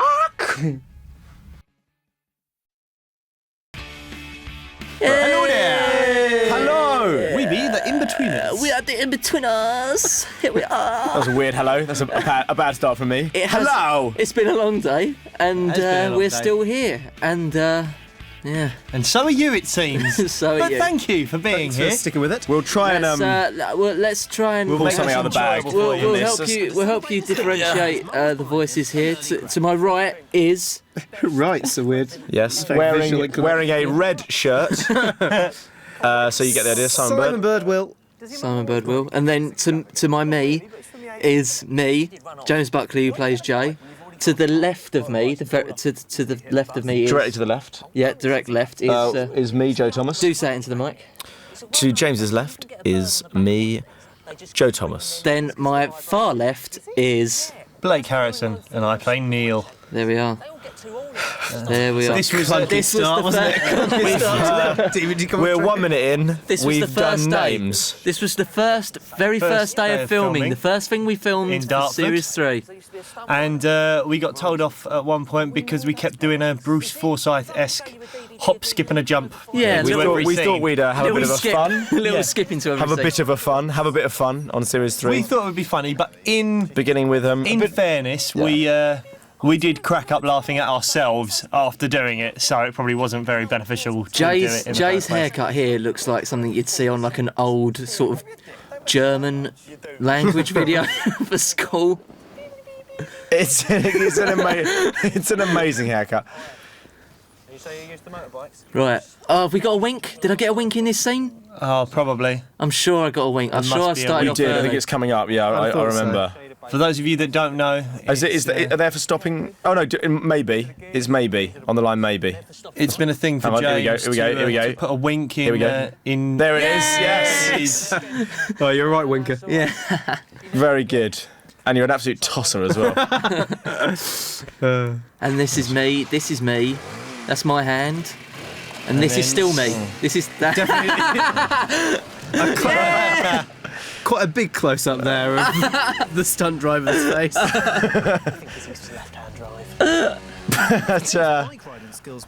But yeah, we did think we'd have a bit of fun at the beginning of the series. It was good to be about high spirits, and we thought we'd do this little hop, skip, and jump. Bruce Forsyth entered to a scene, and we were told not to do it, not to be silly. So on the way back from Jay's hair has changed again. But boys, how did it feel to be back for Series 3? Were you? Oh, it was lovely. so I was good. very excited. It was very nice to see you all again. Thank you. We'd all been well, you know, you guys had been busy on other things. I was in Essex, living in my hole, waiting for the series to come along. And I didn't even hear about the series until the morning. Like I got a phone call saying, "Do you want to come in and we're going to do this series? Maybe you should come in." You say that we were doing other work. I mean, I very much was also just missing at home, sad, missing everyone. Yeah. I think we all like to kind of not do anything with our lives outside of filming In Betweeners, because Yeah. then we really I make have it all our I tried- excitement and I tried energy doing and love things in my goes into life. this project. I make it an And the rest absolute of our point of lives principle. is just miserable. I tried doing things in my life, but in between the second and third series, it fell apart. But We can laugh about it now. We can laugh about it now.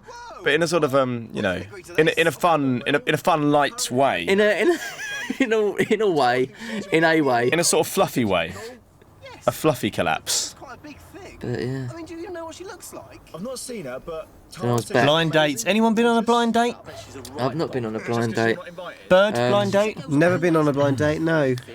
Joseph Thomas, you must have been on I a have blind been, date. has I have been been on a blind date, yes. I actually. remember that. Joe, when you were at Cambridge, you went yeah. on a blind date. I didn't. I've been on blind dates since, and And have they worked out all right for you in the past? yeah, they've you know, they've actually led to Did you have to do know, like? Did they nice ask you relationships, questions? some of them. Did they ask you questions like I don't know, it'd be like a normal question, oh, what do you do? And you answered like, you all night long if you're lucky, sweetheart. Yes, that's right. That's Way! right. That's exactly what they said. Yeah. They're like Didn't we have fun on that escalator? Well, I was hoping things might escalate in the bedroom. yeah, very good. Oh, zing! Thank you for Was it coming. like that? No, thank you. And didn't for you have coming. didn't you have some there was a lot of voiceover during your blind date, wasn't there, of a man going blind data? That's right. Yeah, during my blind date, the whole thing was. And there was some ginger oddly- scouse woman, some old ginger scouse woman just running around Yeah, there saying, were, no, oh, it looks like I'm going to have to buy a new hat. And she used to For do the a wedding. song. She used to do a song at the end, which was strange. No, that is just blind date. That's just blind date. So, Abby here. The wonderful Abby. Normal, absolutely normal sized girl. Just Playing alongside just, me. A songbird. quite a short girl, actually, wasn't she? To be honest, she was. Yeah. She's like, what, 4'2"? She's 4'2", and then Simon is Simon, you're I'm 1'1". Exactly 1'1". You're exactly 1'1" and a bit. That's right. Exactly. the shirt's sort of nice. So here, Tara trying to dress Simon up in a ridiculous costume. He'd look really good. Although Joe, you do wear quite not so bright, not such bright clothes in real life. I've but made you have, some. You have quite a wardrobe, don't you yourself? Yeah. I've tried to. To be honest, that stuff there is fucking better than the stuff that you usually wear.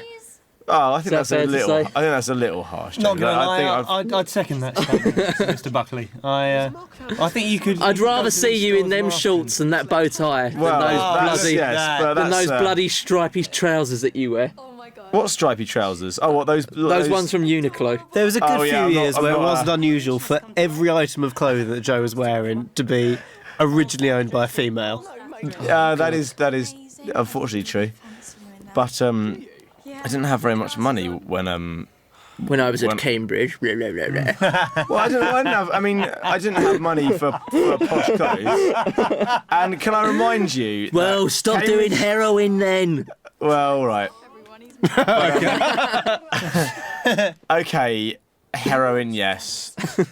I grant you, I could have spent a little bit less money on heroin. What is it with fucking girls? They think shop assistants are their friends. They're not. This was fun filming this, wasn't it?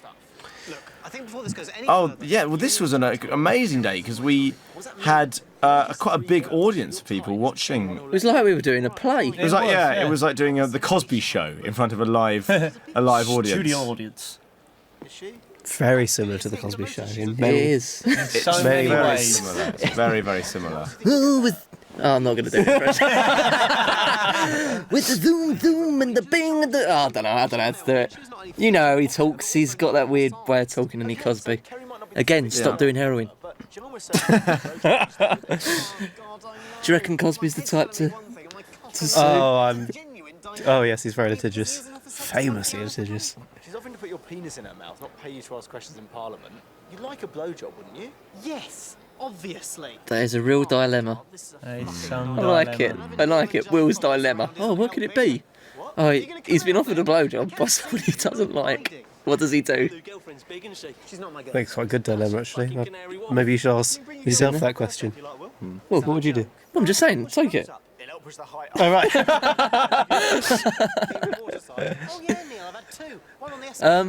Here's something interesting. I'll say interesting. Go on. That top that I'm wearing there. This is not interesting. This is already not interesting. That top, that checkered top that I'm wearing there, I actually do have that top. That's very interesting. That is absolutely fascinating. And that is a little fascinating nugget of. Expand on it. What other items of clothing do you own? It's from Top Man, if anyone wants it. Thought you had to get on with the hoovering. Hi guys. It's very nice, James. Come on, Sammy, we better get going. We don't want to miss Thank the you. film. Yeah, we're off too, actually. Oh no. Yeah, off to get us in a tower mill. No. It was clear that tonight wasn't about me at all. Didn't understand And if that it would joke. make Tara happy, Simon This would is- set me up but you with don't go a KFC, do you? You don't understand. Yeah, that's your problem, Simon. That's your problem. You're not. Have you not with- heard of a Zinger You're not Tower part of Mill? the real world, Simon Bird. Simon, even I've heard of a Zinger Tower Mill, and I don't go to KFC. Completed it, mate. You can't complete it. Sorry. This is good.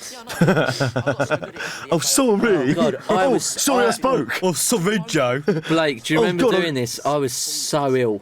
I was so ill right now. Do you Yeah, remember you my were. tonsils? Oh, James Buckley's got the oddest tonsils I've ever seen in my entire life. They look like an experiment has gone wrong.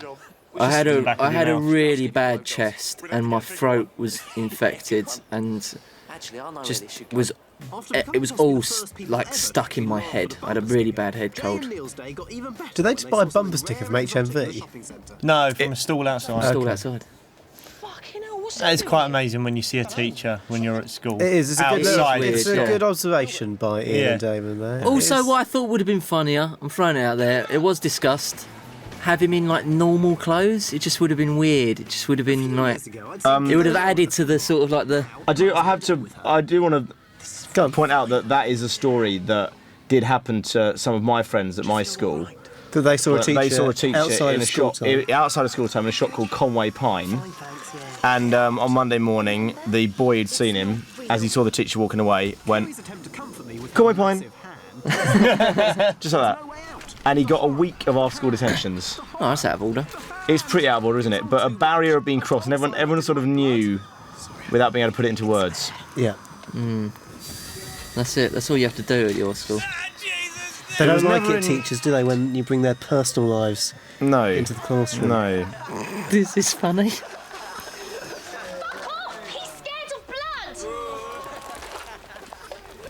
Oh dear. I'll say this for Carrie. She made a great human popcorn shield. I do hate horror movies. So that's true. I'm not a big fan of horror movies. Mostly because they're shit. Oh, there is that, yeah. And There's a lot of scary, dodgy ones, mainly but scary. there are some really good horror films. There are some good ones, but some of them are just fucking awful. Having said that, I don't really know what horror is, but for example, I'll teach you later. Dog Soldiers, is that a horror movie? I guess so. It's kind of. Is it like more of a? It's more action, isn't it? Action-esque? Dog Soldiers. It's about werewolves, isn't it? Yeah, it's not That's really horror. horror. It's not really. No, horror, that is though, horror. is it? That is what they class as horror. Yeah, it's not. These two Just 'cause it's were. I werewolves. don't remember their names, but these two were great, weren't they? They came in for a day. Well, that's not. Do you know their names? No, What are their names then? No, so don't talk about them. They came in for a day. They're jolly actors. They did a wonderful job. Whoever they are. Whoever. And then, you know, he went away with what's her face? Like the squirrel, I thought this was never going to work, but we starved them for a few days, and then they came in and we said you have to work for your food, fed them nuts and run them over. Oh, that's classic. embarrassing. It's not embarrassing. There's a lot of people that work on the show that we know. We just don't have time to. When I wasn't in a scene with them, Yeah. but I think they did an excellent job. You're quite I'm right. allowed You're to quite right, Simon. Pass on my How many congratulations. times have you seen this scene? I've seen it at least one time. Apart from just now. Well, no times then. It looks like they're doing very well.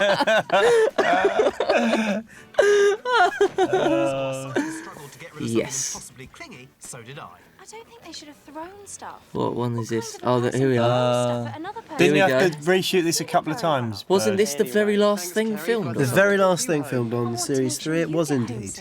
Yes, and we filmed it once, and just literally the second that we said action on the first take of this scene, a burglar alarm went off in the house next door, and that stayed on for the next 2 hours. Really? Yeah, so that was quite irritating. Oh, God.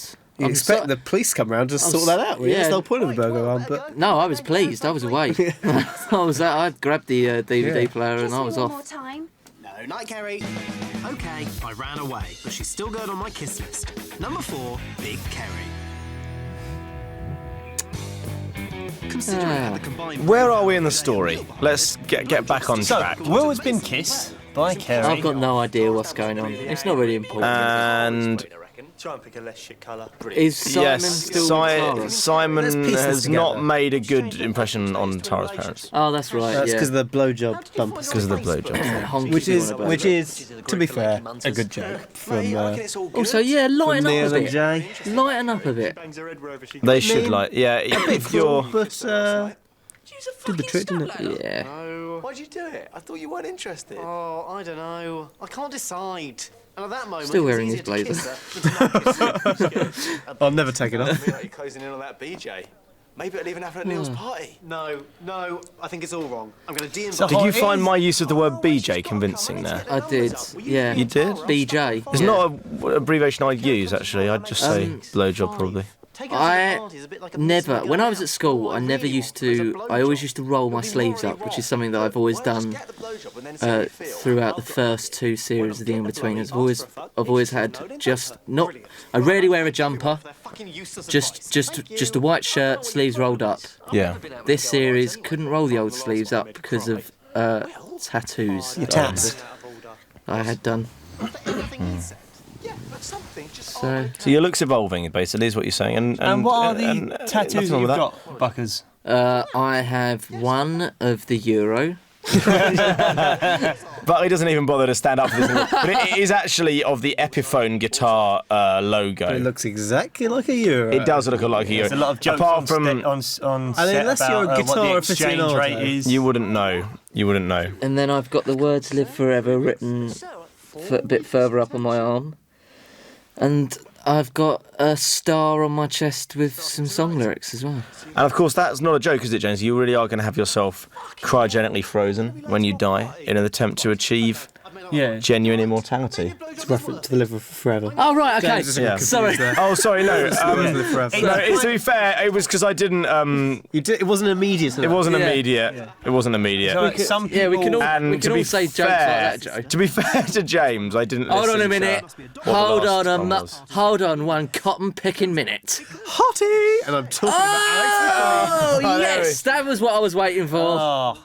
Oh, fit. Look at those fit legs. as F. God, absolutely gorgeous, isn't he? Gorgeous. Oh, don't cover it up, Alex. Oh, Alex. Oh, get off. Get her off. Oh, God, don't want to see that.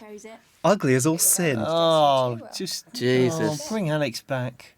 God, she is absolutely God horrible. alive, why do we have to look at that? I don't know. I don't know what Get the point that lovely don't know what the- chicken-legged man. That's unfair. My legs look like that. So it's fair, actually.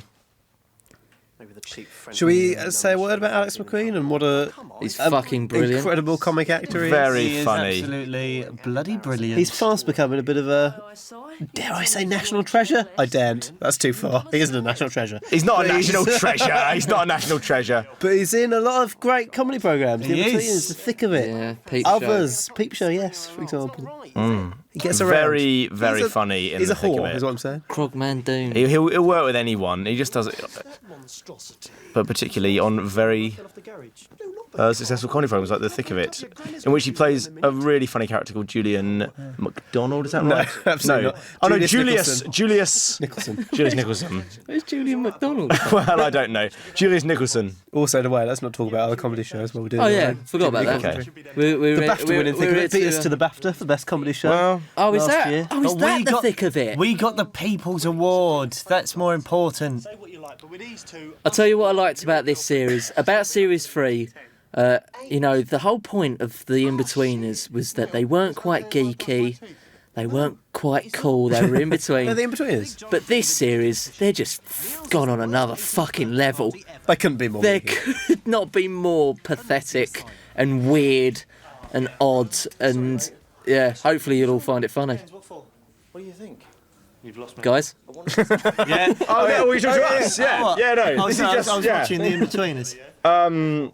And what do we have to say about Casey, who plays Neil's sister? Fit. Pretty fit. I love just not even go around it anymore. Straight to the point. And actually, very, very, very funny, I think. Incredibly cold, really. What? As Neil's sister. Oh, I right. see. Really looks at you like you're a bit of shit. Mr. Grump Grumps.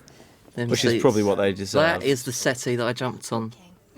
Oh, is that true? I That can't is remember true. anymore. That is true. For Carly's fanny. That's in Carly's your fanny Yeah. on your face, the settee. Yeah. Did that get in the series? Yeah. Oh, look. Oh, This was good. Oh, that's You had good. fun, didn't That you? was There was good. various That's- different options. There for was that, weren't various there? different There was options. one where you acting out to I the think part that of a was Yeti. that was something that me and Blake actually came up with. Though. That was something that we came up Very with. good. We're not. We're That was never just usually because- allowed free reign. Because usually in our trailer we're doing something of a similar nature. Yeah. I think And the Ian stage- walked in on us and said that might look funny on screen, but do pull your trousers up. The stage direction for that was that Jay did an impression of the Abominable Snowman. Which I do a really good impression of. It is. But we were worried that most people wouldn't understand what it was. because it wasn't a very good impression. No. James, can you make a noise of the Abominable Snowman? Don't know. All I know is the old famous footage of the snowman walking It's away, Bigfoot, isn't it? Bigfoot walking away. Yeah. Which I'm very good at doing. It's not footage, is it? and It's fake. and Wow. and I tell you who will back me up on that is Mr. Beasley. What do you think? He loved it, Does Will really like her? I think. Very good. Does Will really like her? Can we not talk about Will right now? It's putting me off. Yeah, don't talk. Oh, no. We don't want to see Why is that. she wanking off his stomach? Yeah. I'm sure she's fine. Trousers. I suppose you could argue that it's because You're not she allowed didn't to. actually want to touch my You're not going to finish it. penis in a way. Say something. Good. Fair enough. In a way, don't start them off if you're not going to Yeah, finish. don't. It's quite mean, really. If you're gonna all of a sudden be worried about your mate halfway Yeah, through, that what kind of is weirdo just- are you? You know, you got to make a choice before you start these kind of things. You got to commit to them. That's what I always say to girls I date. I say it's either my or your friends. Okay, this is going to take a certain amount of time. I'm still single. He used me and then he dumped me because I'm so big. Oh, I don't know how you. Really unfair. bastard, that is- really unfair on Will. He did try his best. He was backed into a corner. I'm not sure. I think that he acted as best as he could in that situation. I think I'd agree with you. I actually. don't know. I think there's more tact. Don't do it at a party. You know. No, he kept saying like, He we're led not her together. along. Da-da-da. She That- would not that little listen to him, kiss. and then she said Relevant, is it? she was the one that said blowjob. I think you should leave. But I've done nothing wrong. The dad timing is unfortunate, but it's not my fault. If you're interested in the And truth, also, if that was my mate, I would have given Tara the old elbow. I would have said, "Don't tell my mate to leave, darling. You get your coat." from the Empire State Building for trying to let her down. You didn't finish me off. You're telling my mate to leave. Well, I want Off you you to go. leave my house and never come back. Yeah. No, I wouldn't do that. Pointless exchange. Yeah. I'm just trying to fill some No, time. that's fair enough. Did you not think Fair it important enough. to mention at any stage that Kerry's dad had died? See those little sticks in the background there? Scream in the barrel. Well, thanks very much, Simon. See you at school, mate. To be fair to Simon, I'd have probably forgotten my own mother's name if Tara had been wanking me off. Yeah, that's a good point. So unfair. That's a good point. Yes. Coming to the Neil's end dad now. phoned my mum, and I've been grounded for 3 weeks, and I did nothing wrong. Not nothing. Yes, nothing. Yes, If anything, nothing. I did the right thing by not letting her give me a blowjob. Sorry. Sorry, I'm getting too into it. It's like with me and Gilbert. I did nothing. I get a month's detentions. So Simon doesn't even get Nothing. wanked off properly in this series. What have we learned? I think it's safe to assume that a lot of stuff goes on with Simon and Hannah off screen, which is up to them. After you guys You know, they're are they allowed to do stuff like that? Yet again, Neil gets some off-screen action. Oh yeah, of course. Yeah. Simon and Tara, you mean? What? It may not have been Yes. Yeah. I think so. I don't know anymore. Mainly because Jay drove his mum's gift into a That wall. was funny, that into the door. That wasn't even meant to happen. Just smashed into the door. And the grieving girl I was supposedly seeing to an immense. But yeah, no, the point I was trying to make was that because of the casualness of the tossing off in the Yes, bedroom, yeah, I'm yeah, guessing sorry, that yeah, that absolutely, stuff yes. goes on between them. No, indeed. No, just because you said Simon and Hannah.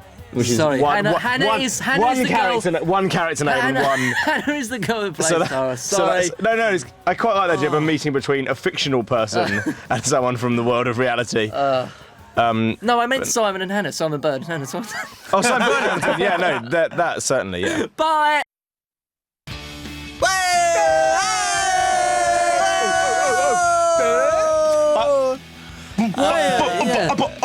Here we are. Introductions. By the between us. Intros. Blake Harrison playing Neil. Joe Thomas playing in this episode Simon Cooper. James Buckley playing Jay Cartwright. And Simon Bird, Will Mackenzie. Will Mackenzie. And here it begins. Oh, the snogging. Look at him The go. trademark Thomas move Oh, there. the cheek Chewing lick. cheek. Language. And Robin Weaven there, Simon Cooper's mum, with a With some towels. conveniently placed towel. To cover the life growing within her womb. Yeah, but you don't do biology. The shame. The shame. There for all to see. A bastard child. I'm not sure it is actually, to be fair. I'll tell you what. No, it's true that she doesn't know who the father is. That's no, that's obviously not true. Simon there with a seems to be a Rothko painting on the wall behind him. Yes. A fan of contemporary art, of course. We remember that Simon was heavily involved in art. In the contemporary art scene in 1950s He New York. deals it. He just used to deal it around that time. He did some of it. He dabbled himself actually, and he did have a few sales. And there with a New York taxi cab, so very into the New York stuff. So I Is that, how many times have you said that to a person? To a girl. Yeah. What I love. Are we in what I- love? Of course we are. It's a big word, isn't it, love? But Let's say for now, yes. And then we'll see post-sex, we'll see what happens. see what see what happens in circa 2 minutes. Simon Cooper wearing a hoodie. No. Yeah, he is. Simon Cooper in a hoodie. I think Is he's it gone Nigel for, Hall? He's gone for a little different look. you know To the Simon. usual hoodie. It goes along with the whole New York thing. want to make love to me, don't you? He's in there. That's it. Done and it. dusted. So That's it. So Simon Cooper's met someone who will have sex with him. They get on fine. They're alone together. Nothing's going wrong. I guess that's the end of that. They're gonna have sex. Well, that's the end of the series, They'll have, isn't it? They'll have sex in this episode. I can't foresee anything going wrong there. Well, personally. No. So this is the second episode in the 3-episode cycle that involves Tara, played by Hannah Toynton, and probably the only episodes in the in-betweens that sort of link together in that It's way. the only episodes I'll probably watch. And what are you gonna do? I say that I won't. I'm gonna fuck your fucking fanny off, you twat! Do you ever engage in dirty talk, Joe? Well, I don't know. Well, It's a bit embarrassing, really, because I'm sitting right next to him Yeah. and we do. You prefer it to be sort of... James does a lovely thing where he's the Secretary of State and and you're the Prime Minister. the Prime Minister. That's nice. And I think I call him in to sack him, but he begs, Yeah. and I And relent. then I, the Chancellor of the Exchequer, come in. counting the money. Yeah. And he gets And I've got he gets his an big red emergency box out. an emergency budget I need to get out ASAP. Yeah, we need to hammer it home. So Iron naturally, out some details. Simon is quite stressed out and really rather sweaty. And then in Thinking about comes this budget. in comes Blake. Yes, Who's the obviously- foreign minister, Well, the bringing yes. some culture to the. I've always group. felt And I that always I'd be give different dishes better from as the around Home Europe. Secretary. Yeah. as a did used to work for the Home Office. That's what the cabinet meeting. That's what we called it, isn't it? We all get together. Let's have a cabinet meeting tonight, guys. Cabinet meeting tonight. My room. Don't forget to wear your prime ministerial robes. The robes of office. And we all come out of the cabinet. Your prophylactic robes. And yes. Back to the episode. I think there's a lot of homoerotic stuff that goes on between us, isn't there, during the filming? There certainly is. And not just during the filming. I can only imagine how weird. Oh well, here's a story. Joe wears these sort of cashmere sort of woolly jumpers, and I was sat on a couch looking at my phone, and in the corner of my eye I saw somebody walk in with a jumper very similar to Joe's, and I was looking down on my phone and I just looked up, and as I looked up I just said, I fucking love you, because that's the kind of thing that we say to each other on set. But by the time I looked up... That would not be unusual no, as a thing for us to say to each other. But by the time I looked up, it was a girl runner that was coming to do just a couple of days with us, who I didn't know very well, and who was very confused. And so I automatically said, I thought you were Joe, as if to say, that makes sense, doesn't it? That cleared the matter up. Oh, I thought you were that man. I thought you were Joe. And then I had to explain, it was horrible. I had to explain that there's a joke that we say we love each other a lot, but we're not really joking because we do love each other. And then she would have said, Joe wears a similar jumper. Why is that a joke? And I said, well, it's not really a joke, it's sort of... It's one of those things we say. It's a life choice. It's something to hold on to. Yeah. Literally. But I do. Thank you. And I too what is that love you, that James. Will is reading? James Joyce, Dubliners. Marvellous collection of short stories by the Irish genius. It's mainly all about the clitty. Oh, God. Oh, I can't believe I've said clitty on television. I can't believe I've said it in a DVD commentary. Even more good news for Simon. Right, so I made a few calls, moved some stuff around, some good news.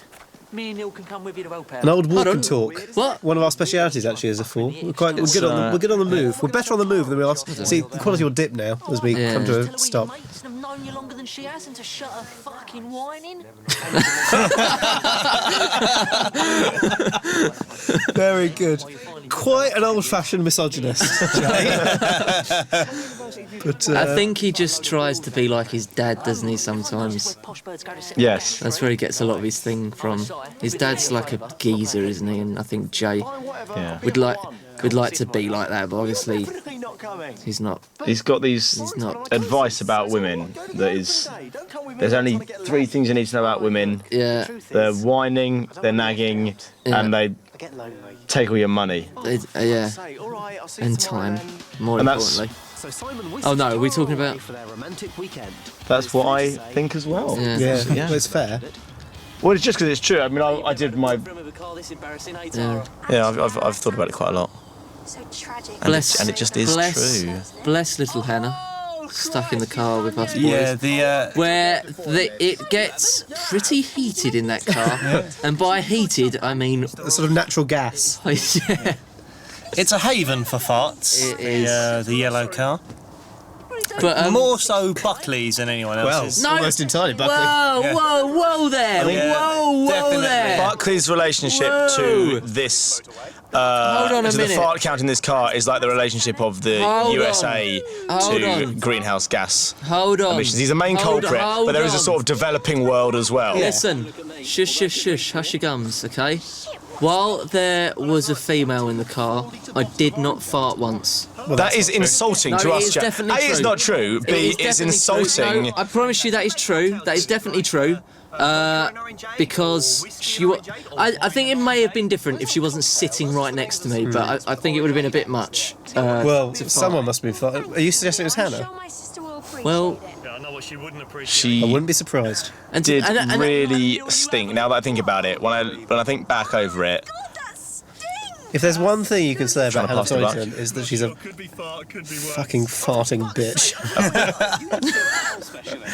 No, obviously I'm joking. We love Hannah. But she did fart a lot. She does Massive farter. High heaven, though. God. Really loud ones as well. You can hear the cheeks slapping together. That was nice of that car to just cut you off at that moment then. Here we go. Here we are. Does that look like Warwick? Here we go. Here we go. Oh, here we go. Does that look like... Here we go. Does that look like... It's difficult talking sometimes, you know. I do, yeah, I do. It's late. It's genuinely very late. It is late. There's Charlie playing...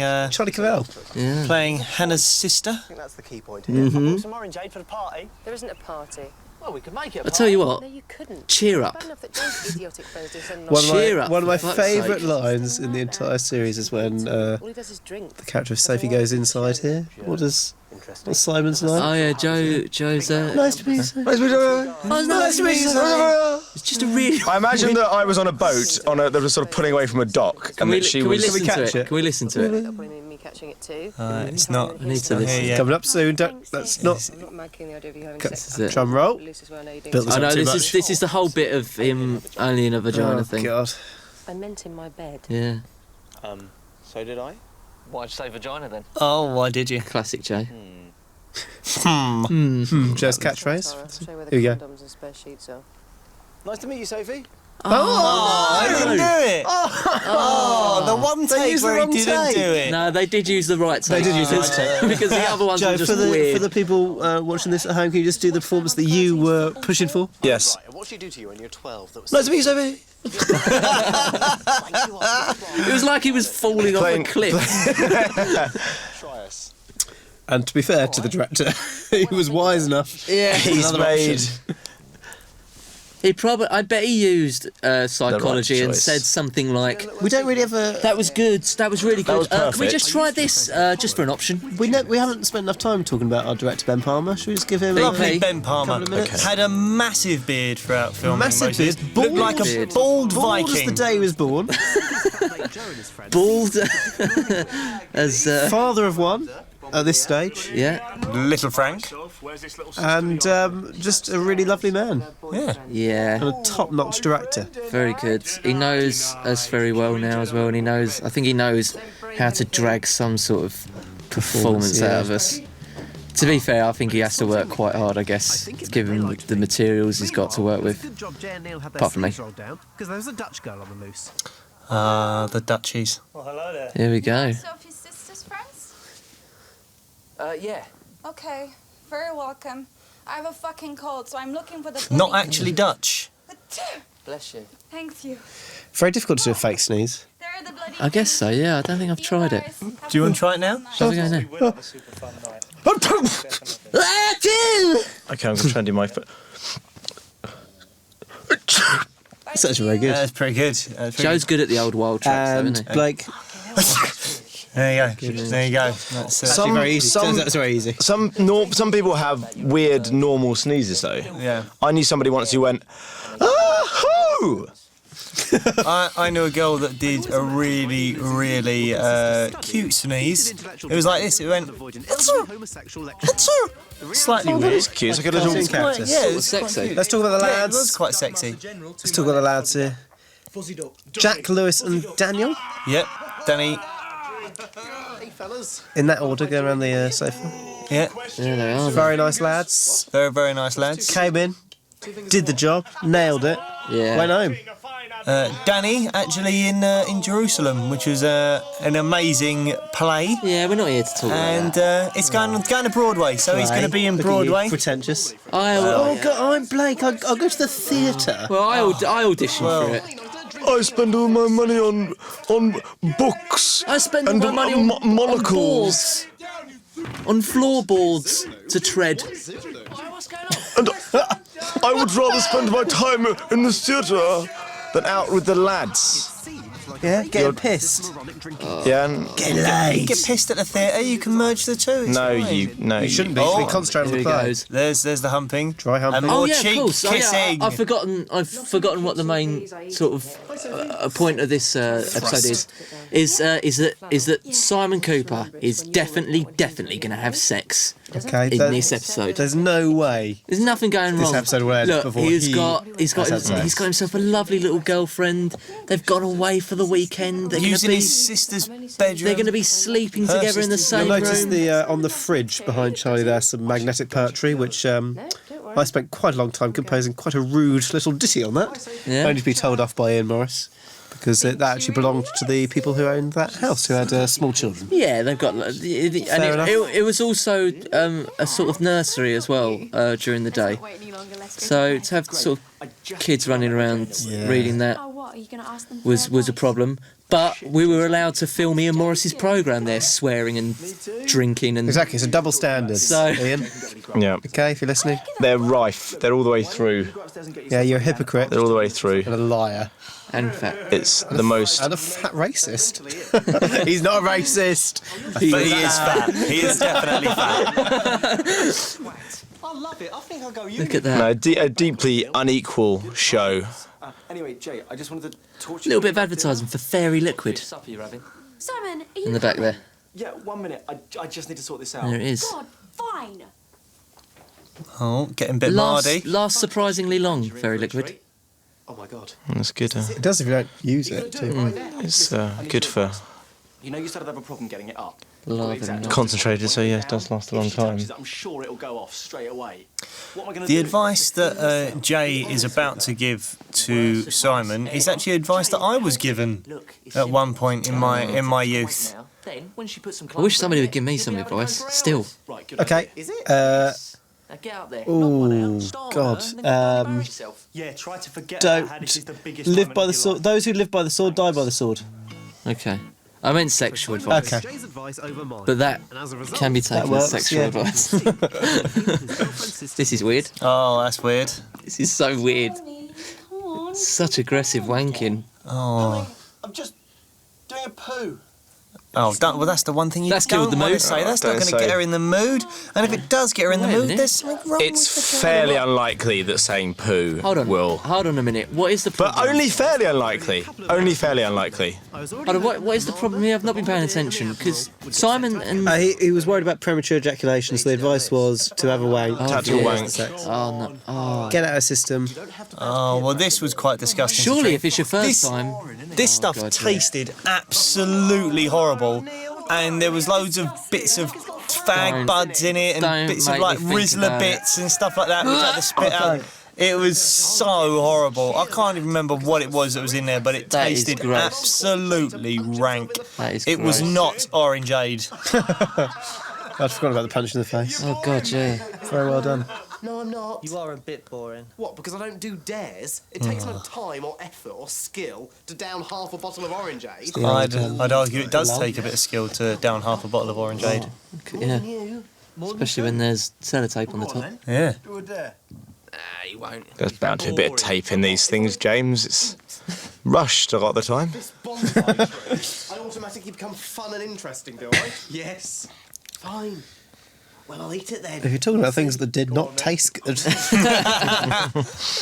I mean, what did they use? What did they use for the bonsai tree there, what sort Simon of Bird? amazing sort of prop? Is that made of did they make? marzipan or something, Simon? It's surely made of some It sort was of made of edible. like chocolate and mint, wasn't Oh it? yeah, Yeah. no, yeah. Yeah. I'll tell you what, it definitely wasn't. Is just a proper bonsai tree. But the authorities of the show, they'd checked that the tree was safe to eat, hadn't they? They'd got it checked out. Yeah. I think Yeah. they'd found at least one internet page In that fact- said that I might not die. Yes, I think what happened was that actually Ian asked his assistant, and his assistant said that he thought it might be safe to eat. So that's pretty much watertight. That's kind of how things work on this show.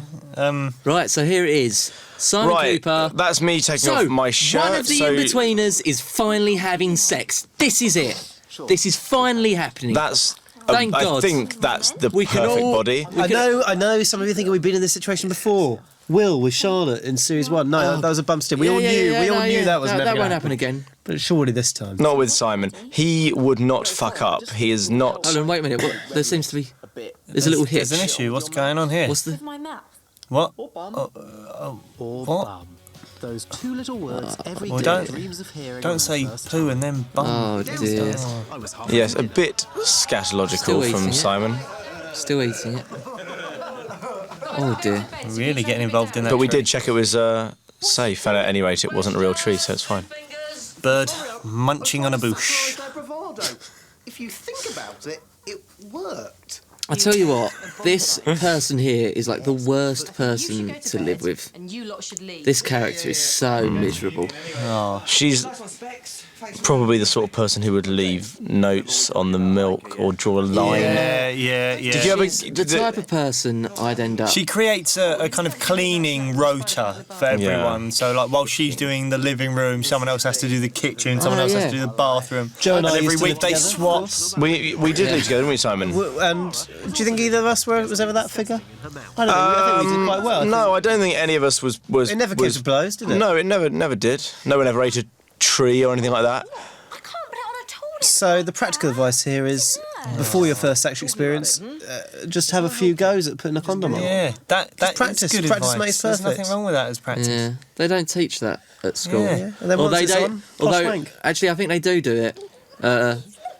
But I think most kids, if you're Practice on a anything like banana me, or a cucumber. yeah, if you're like me, I think you just blow it up and Listen, throw it around the listen, classroom. guys. Don't worry if you don't need the whole condom. Are you okay?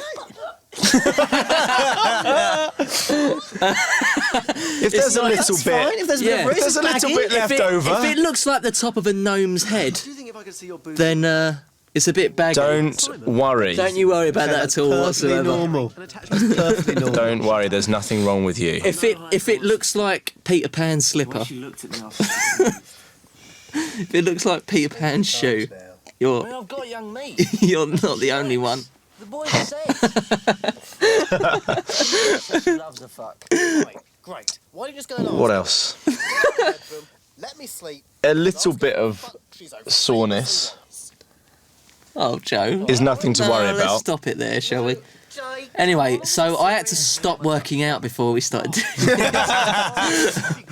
Because you were pretty buff. He was too buff, and everyone was like, "Well, nobody's going to believe This it." was a lot of no one's fun. gonna This believe teenage boy could be a virgin. To be honest, I'm Something quite like keen that. to get back to the sexual health. Do we have to close that topic down? Oh, Yeah, I think we should. This was a lot of fun. This was the this was hilarious. the piss rig that I had to wear. Oh what? Oh no! Actually, Inverted commas.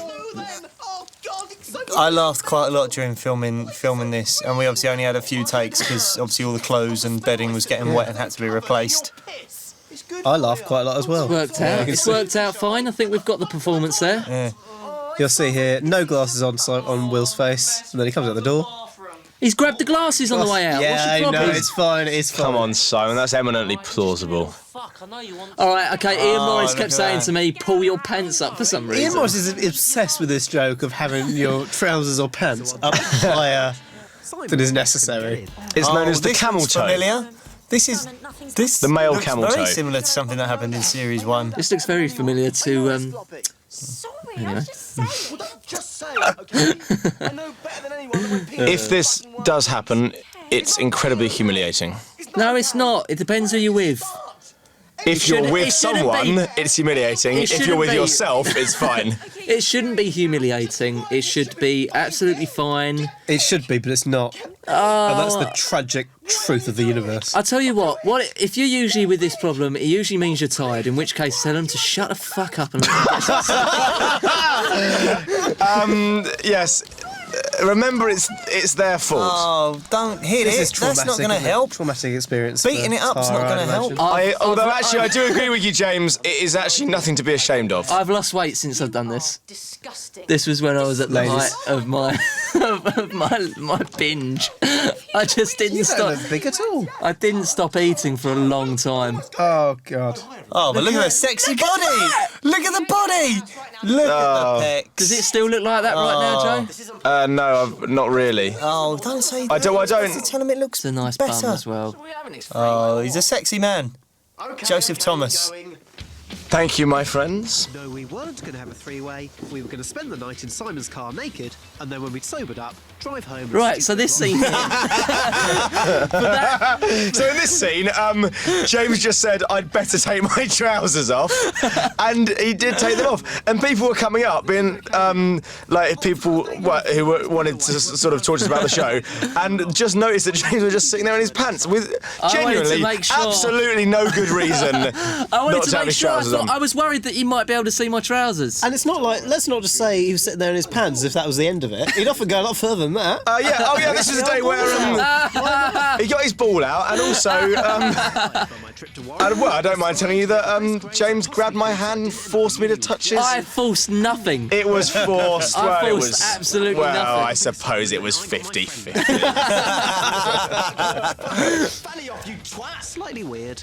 And still a virgin friend. What? He didn't have sex? Oh, It's all gone wrong. God, I thought he was definitely going to have He was sex. so though. close. Oh, it's a sad thing, really. it's irritating. Maybe next time. Oh well, maybe we'll have to see what happens. If that does happen, what happens next? Chin up. On the In-Betweeners. Don't give up. Thanks for watching this commentary. Bye. Bye. Bye, bye, bye, bye. Hey. Whoa. Hello. Welcome to the In-Betweeners DVD commentary. I'm Simon Bird, I play Will. I'm James Buckley, I play Jay. And we have got a special guest with us for this. It's a rare DVD treat. commentary. It's a grown-up. Go on. Damon Beasley. I'm one of the writers on the show. He's an adult. An adult. And I've got to clear it up, same as Ian did on his commentary. When you hear me talking about the jokes and I say I mean the ones I've written, really. Boring. Legalese. Yeah. It's one of my favourite jackets. What was that dog's name? Poser. Poser, yeah. Poser was brilliant, actually. Yeah.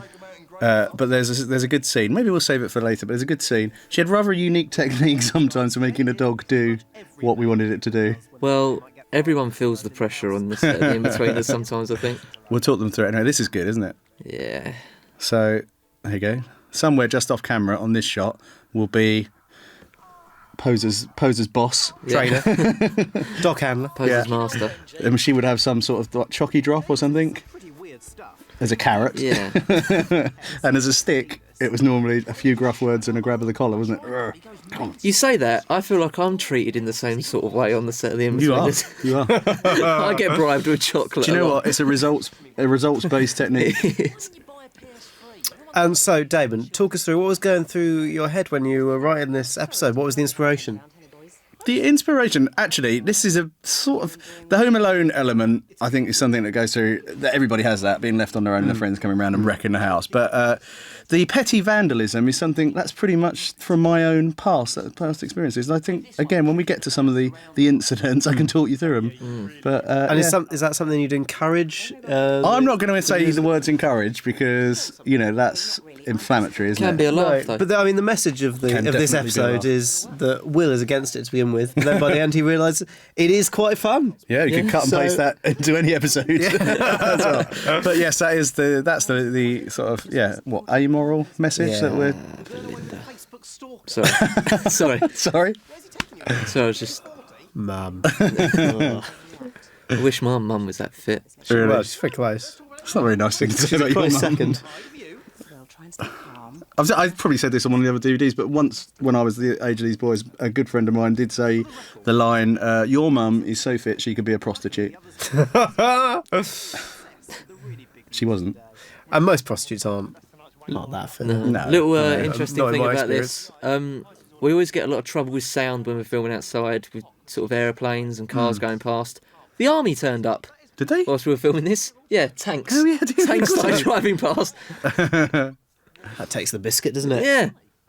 It was good. Here's the thing then, Flowers, where I used to live, is a little village called New Barn. Actually, I'm going to take this opportunity to say a huge apology to anyone who's probably about my age now who lived in New Barn, because we used to go out every evening and get really bored. And one of the things we did during one sort of like 2-week period was we we created a little sort of wire cutter. First, I started out pulling out the heads off the flowers because we were bored. Then we created this like little wire cutter. My friend Lee did it. It really beautifully worked, taking the head off the daff.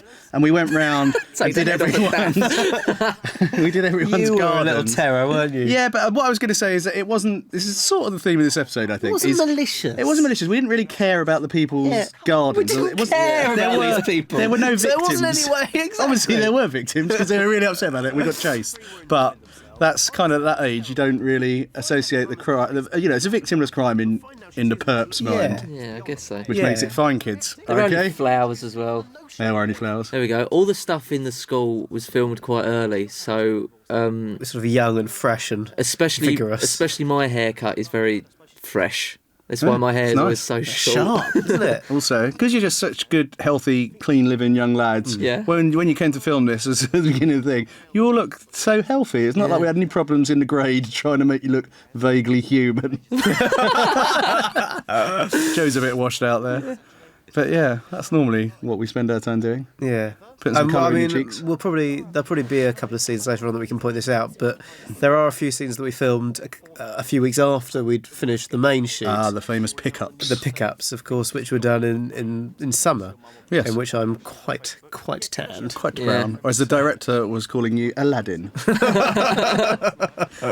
And Ian's mum, brilliantly, we've probably done this on another DVD, so apologies if we're repeating ourselves, but Ian's mum so brilliantly, when I've Ian asked done her her... on another DVD. Yeah, I've certainly bought it. Oh, it's good. Thank you. Yeah. No, but she did say after she came to a set visit one day, she said how much she enjoyed meeting all the cast. And when referring to Simon she couldn't remember his name. She said, especially the little Asian boy. Or I think it was the wee Asian boy. I get it all. I'm universal. I get part of your Jewish, Asian. Just those mainly. I mean, it is just those. Here he is, Greg Davis. Incredibly funny stand-up. He's doing brilliantly at Edinburgh, I think. Yes. Of course, we're recording this in August. August, there you go, as a giveaway. Just a little hint at the reality of the situation. We are currently, it's 8:45 on a Monday, rainy Monday in August. We're sat upstairs in a studio in Fulham. I'm quite drunk, that's fair to say. James got a flat cap on, like a granddad's flat cap. Yeah, there's nothing wrong with that. This is like the White Album, I think. This is how the Beatles did that. It is, yeah. Yeah. So... Yeah, we're just like the Beatles. These are always good scenes to film, aren't they, Simon Bird with Greg? I always enjoy the scenes with Greg. I can't deny that. We have a good laugh. Probably more of a laugh than you, Damon, would hope that we would have. I enjoy it, though. The results are great. He's a brilliantly funny man. You're a brilliantly funny man as well. I just think... Stop it. You know, they always make me laugh. And we always write, I think, not brilliant material for Mr. Gilbert. And then we get there and then... We're a bit nervous about it, and Greg walks in and just makes it incredibly funny. He does. He turns it around. He does, really. It's the way. I owe that man. Do you want to get your tongue out of his arse for 5 minutes? Oh, come on. Just because he doesn't like you. He does like me. He doesn't. Can't remember filming any of this. I know. I think this was like the first day. All I remember about this is there was just some debate as to like what drinks you were going to have from the shop. Yeah. That's all I remember about that scene. And you ordered sweets. Yeah, you I wanted wanted sweets. to. Well, I heard this thing about. I don't know if it's true, but my mate told me that during one of the what do you call it? Don't know. I have no idea what you're talking Great about. Wars.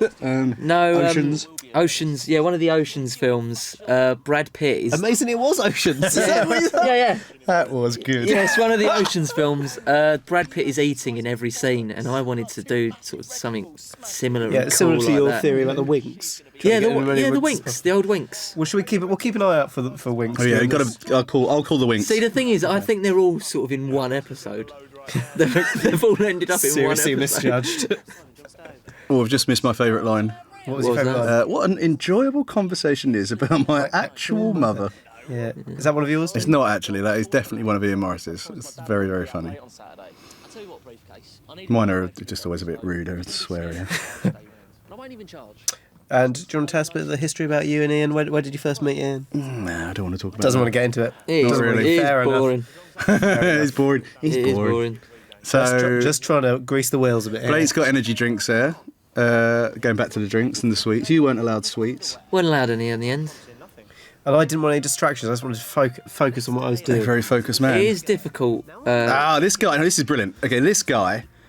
What was his Who's name? playing Fergus? Oh, I can't remember his name. It's terrible. A very nice man, and the reason Two he's brothers there, came. It's Flagstaff. That's a surname giveaway. It'd probably be in the credits. Scott. Biggerstaff. There you go. Scott Bickerstaff. Anyway. And we're not laughing at the surname. I am laughing at the surname. I am laughing at the surname. So it's a funny surname, Bickerstaff. You can't deny that. No, you can't. But okay, I got two things. We'll talk about. Well, there's no but. Scott was a lovely man, and we asked him to come along, and he paid a charity auction to get a walk-on role in the show. So we gave him this part, which was as Fergus. And then later on, that voiceover line that you just heard, it was really insulting about him, was written because it's very hard to write the voiceovers at the end and get them really funny. And we were really climbing the walls and desperate for a joke.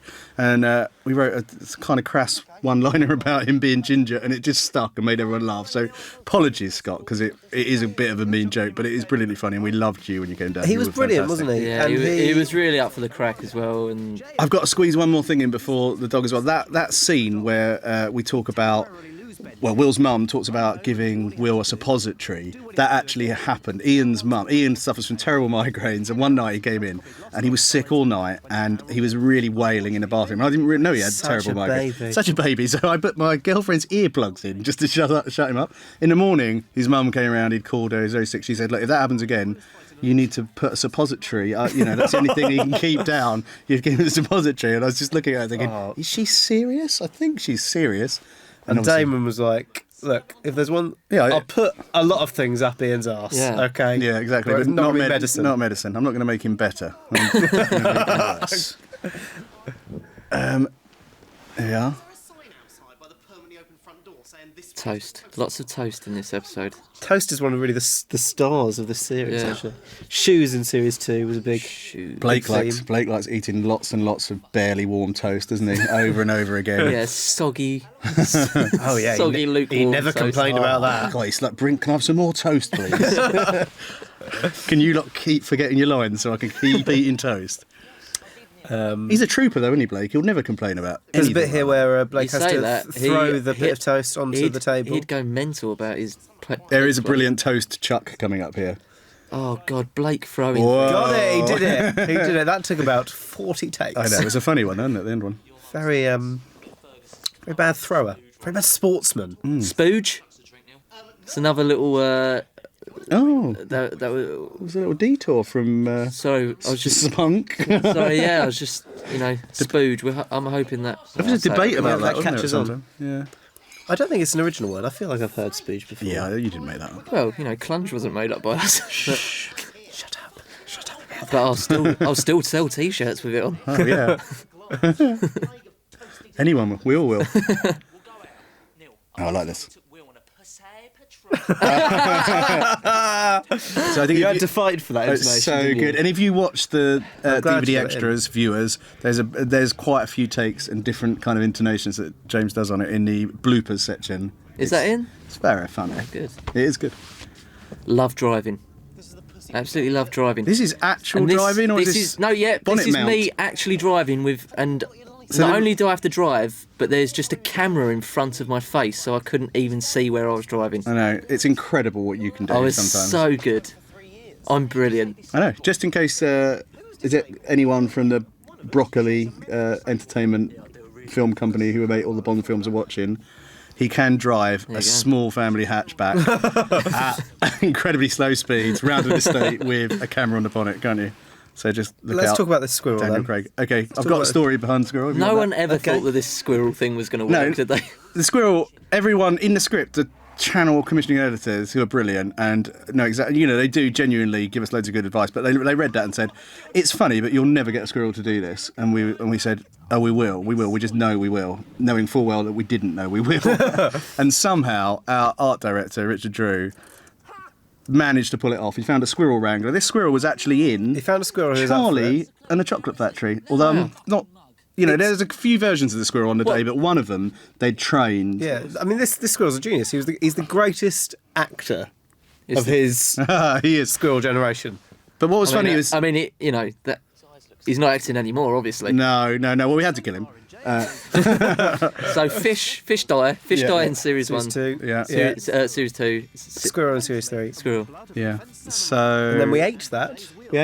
But with the expectation, that was funny because the squirrel, what they did was they just starved it essentially until they got it to the day of the shoot, and he could eat nuts, and so he would sit still and eat nuts, and they could do all the filming. But obviously, we thought what was happening is as soon as the cage was open, he'd just take one look around, maybe do a double take, and he'd just be off and over the fence. That was it. So we were quite surprised that he stuck around for a few takes. Yeah, to be honest, he's an idiot. Yeah, well, that's why we had to run him over. So. Yeah.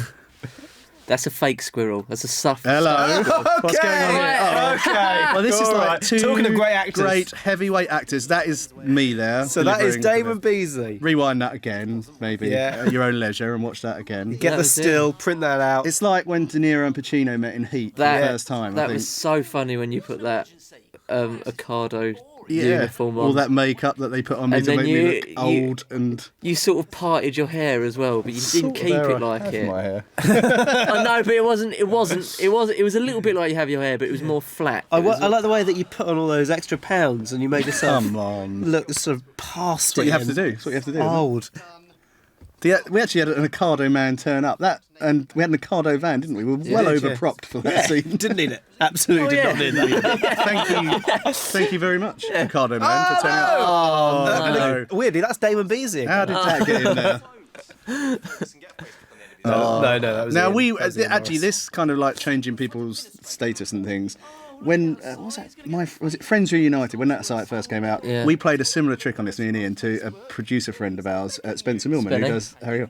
And we kept changing it. I can't be able to go into the details, but we had him on his knees. I remember him ringing me on the train home, just going, "You've got to change it. You've got to change it. My family are going to see this."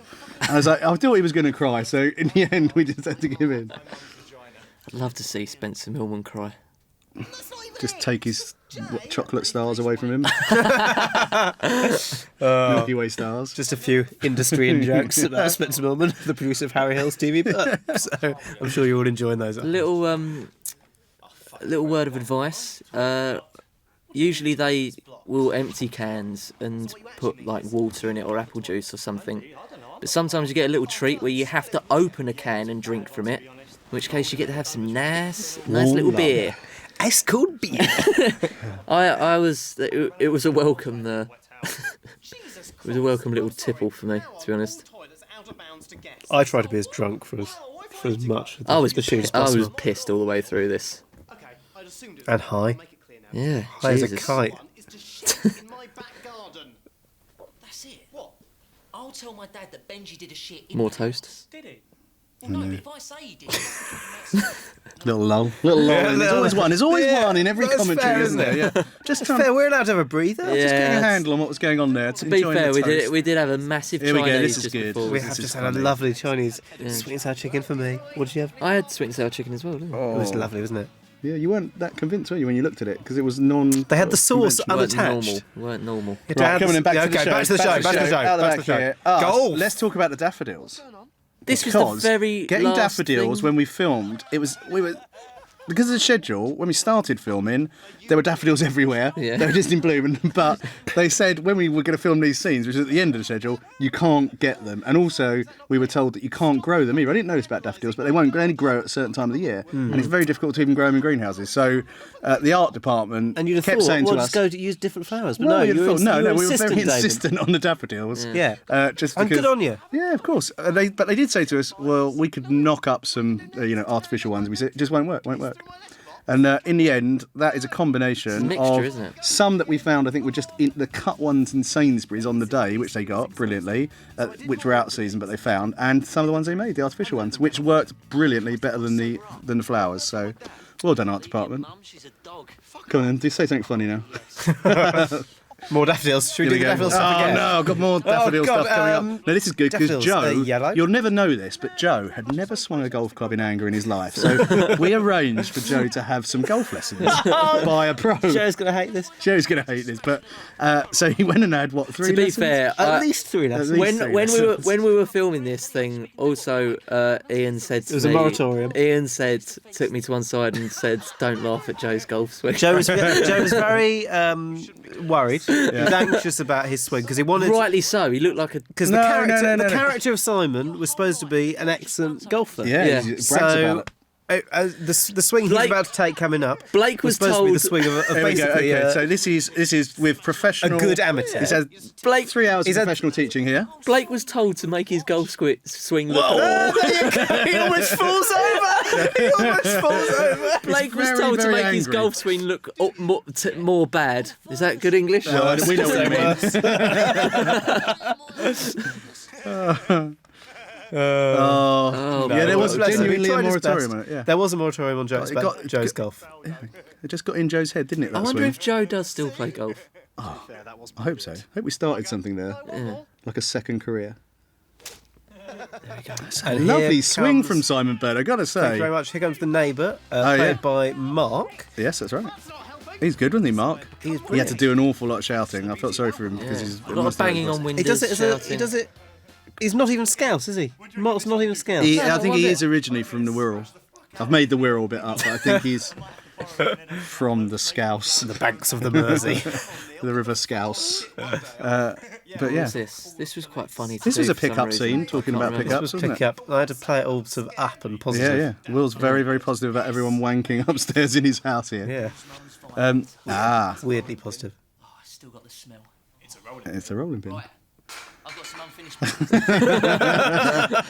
What's funny about that can moment is that is something we did an original version of this scene which wasn't very funny, but that is something that James genuinely just did in the scene. Yeah, Wasn't it felt asked to. natural. Just tossed the can, stayed with it. Yeah, it's good. Oh, I'm a natural. Everyone says it. A couple more drinks won't make any difference. You're not a natural, Joe. Everyone has to start somewhere. Let's all go into the tiny room. Now it's the next day. The next morning, we were Banging. Time lapse. Time lapse. Scrabble. They've been playing some Scrabble. Drunken Scrabble. Oh, Joe looks comfortable. They haven't been to bed. Oh no, what's going on? Until we run out of steam and we just literally start commentating Yeah. on the action. You'll notice What can we say about the front There's room? a house, different house for Will's front room. Actually, the house that was used yeah. for the party. Yeah, because we've party in series 1. Is that the same chair? It Where is, yeah, Will yeah. first kisses. Jesus. I'll tell you why it's famous. It's the first time we ever see Friend. in Yeah, that Of house. course, yes. Yeah, no, we had to sort of dear. move around a few houses. We just- ran out of houses that were willing to accommodate us. Yeah, they got fed up with us. Very much being Will's house now, that house, though, isn't it? The interior. That is actually the interior that matches the exterior. To be totally boring about it. Here he goes. That is boring. Mark Roper. He's off round the back. Brilliant actor and a very nice man. He was a lovely man, wasn't he? I think it's quite hard coming on set because It you know is. we're all quite tight, aren't we? Yeah, I remember having a conversation with Mark after the first rehearsal, and I think you, James, have been quite chatty about sort of stuff you've been getting up to over the last couple of weeks. All right. I won't get into details of what No. it's about, but he thought that it was some sort of test whether he could deal with. Well, it was the sort of levels was. of talking- extreme James had some sort of test. perversion Sort that of you were was. coming out with. Oh, coming through the door now. Ready? Any minute now. This is we couldn't because there's a stunt about to come up. We wouldn't risk doing it with an actual old lady. So the costume dressed up. That is our assistant Paddy Carr. Paddy Carr. And yeah, obviously he looks like a frighteningly massive old lady coming through the door. Everyone's like, he'll pass as a lady. Just looks like Shrek coming through Yeah. the door. Paddy Carr. Good fall though, wasn't little it? brother of Jimmy James Carr. James Carr. James Carr. He used to drive a Rover as a hire car because he used to pick Ian up in the morning. And this night, we had the hire car company we used only had 15-year-old cars, and he had like a very sort of like middle-aged businessman's cars from the 1990s. I think it was a Rover 75. It was beautiful, wasn't it? Here we go. This is a funny scene. Calm down. You're telling me to calm down. Calm down. I'll smash the shit out of your garden Ooh. and see how you He's terrifying, isn't he? Yeah. It's only some daffodils, mate. Get over it. I know, but you remember being that age, just adults if an adult got properly angry with you, it was terrifying, wasn't it? Still is. I'd knock him out. You wouldn't. Have you ever got angry at our youth, Damon? Are you at the stage yet where No you- one's been round and kicked my wall over Damon, or chopped my daffodils up yet. But Damon lives in a castle now, so I think that will be yeah. I think that would be classically, you could term that irony, could you, if that happened to me? Be an ironic moment. It would be I think good. probably would, What yeah. could So you find say? out where I live. what could you say to it? Would you just be like, fair enough? No, I don't think I would. I'd be really upset about it. Oh. Said once they start shitting indoors, it's basically Benji. the end anyway. Great performance here by James. No. What have I done? What have you done? Pretty, very moving. Heartrending. There it is. This is good. The idea, never wanking again. What could be worse? I don't know, mate. Is there anything worse? Not that I can think of. I can't watch this thing anymore without. Oh, looking there's a at my lot hair. of. Had to do a lot of takes. A lot of debate this, about that line, wasn't there? This Simon? last line. It's my mum. I really wanted to do it in too quite much importance on it, really. I wanted to do it There in we go. quite a Grange Hill way. It's my mum. Okay, look, we got that in the end. We now, Come Tit we Village. only used that shot of the flower bed as We Come Tit Village. Originally, it was in, and we had to take it out, being a deleted scene. So it's only used in the montage. But when we were filming that, I suddenly realised, because it was uncovered and we were filming it for about an hour, that people were coming by on the roundabouts. And obviously, part of the thing is you're trying not to upset the neighbours in the area, Yeah. so we had to get it covered up eventually. That's it. That's the end. That's it. Birds and Animals Squirrel. UK. That's the Squirrel Trainers. Thank you very much. Yeah. That was fun. Should we pick somebody out here? Yeah. Bob Newton, sound. Oh, I love Bob. Oh, we absolutely love Bob. Bob is a boblum. Good night. Bob Speed. Bye. Bye-bye. Bye-bye. Hello, I'm Ian Morris. I'm Damon Beasley. Hello. And we are the writers and, of this episode, the directors of The In-Betweeners. I should point out before we start, we'll talk about directing this episode, but we had more than a little help and advice and support from Ben Palmer, who's our series director, who's a wonderful man. Yeah, he did it really, didn't he? He didn't. He didn't do it. To be fair, we did it, but he was always there just in case we really fucked it up, which we didn't, I don't think. Yes. So that's Dominic, who plays Andrew Cooper, Simon's brother there. He is, in the 3 series, he has grown a foot, I'd say. Probably more. So you might want to enjoy looking at how low his stool is there. So that's one of the optical illusions we had to use as directors on this episode. And then there, Robin Weaver, the wonderful Robin Weaver, who's brilliant and great company, is 8.5 months pregnant. So you'll notice that she is sitting quite low behind a table there. Yeah. And that's a fruit bowl that we were going to use to cover her stomach. We didn't have to. And then, of course, Martin Treneman from E4's phone shop there. He's the face of E4, Martin. He's the face of E4's masturbation now. But I should point out while we're here that right from the start, every sort of returning character and every major character, all the 4 boys, I mean, they're all brilliant, aren't they? All really nice company, really funny people. Yeah. Really intelligent, intelligent as actors and intelligent as people, just great fun to have around. So, all right. I imagine. Now we've said all the nice stuff. Now we can give you the real dirt on them. Let's put dirt on Joe Thomas. He's mental, obviously, as you'd have gathered from any of the other DVD commentaries that you might have been involved in. Do watch Series 1 Joe Thomas's video diary, because that is just a man having a breakdown. So this episode is about where Simon's been told his family are moving to Swansea, which is a massive deal. Although it's like 2 hours away, from London, but it is a massive deal. I had a friend of mine called Brian Love, very good friend of mine, who he went through a similar thing. His parents said, we're moving to Norfolk, and we all did the chat about, come on, we'll all still come and see you and be friends. He was a very good friend of mine, and I think we visited him twice, and then I just lost touch with him. I met him recently. He's he's a brilliant bloke. I love Brian Love. If he ever he won't buy it. Does he still live in Norfolk? He doesn't live in Norfolk. He lives in London now. He went back. Of course, he's like, "What you do? Why'd you do this to me?" As soon as he got a job, which was 25 years later. Yeah, so you've not seen he him was much. Straight back. So this is good. And then momentous things happen in this episode. The last episode, Neil loses his virginity. Pretty big. Also, there's a new joke this series is Jay takes the piss out of Neil's for his mum running away. Yeah, one of our favourites. That, in a way, I wish we got onto that earlier because it's something new for everyone. Something new, isn't it? But yeah, Neil loses virginity.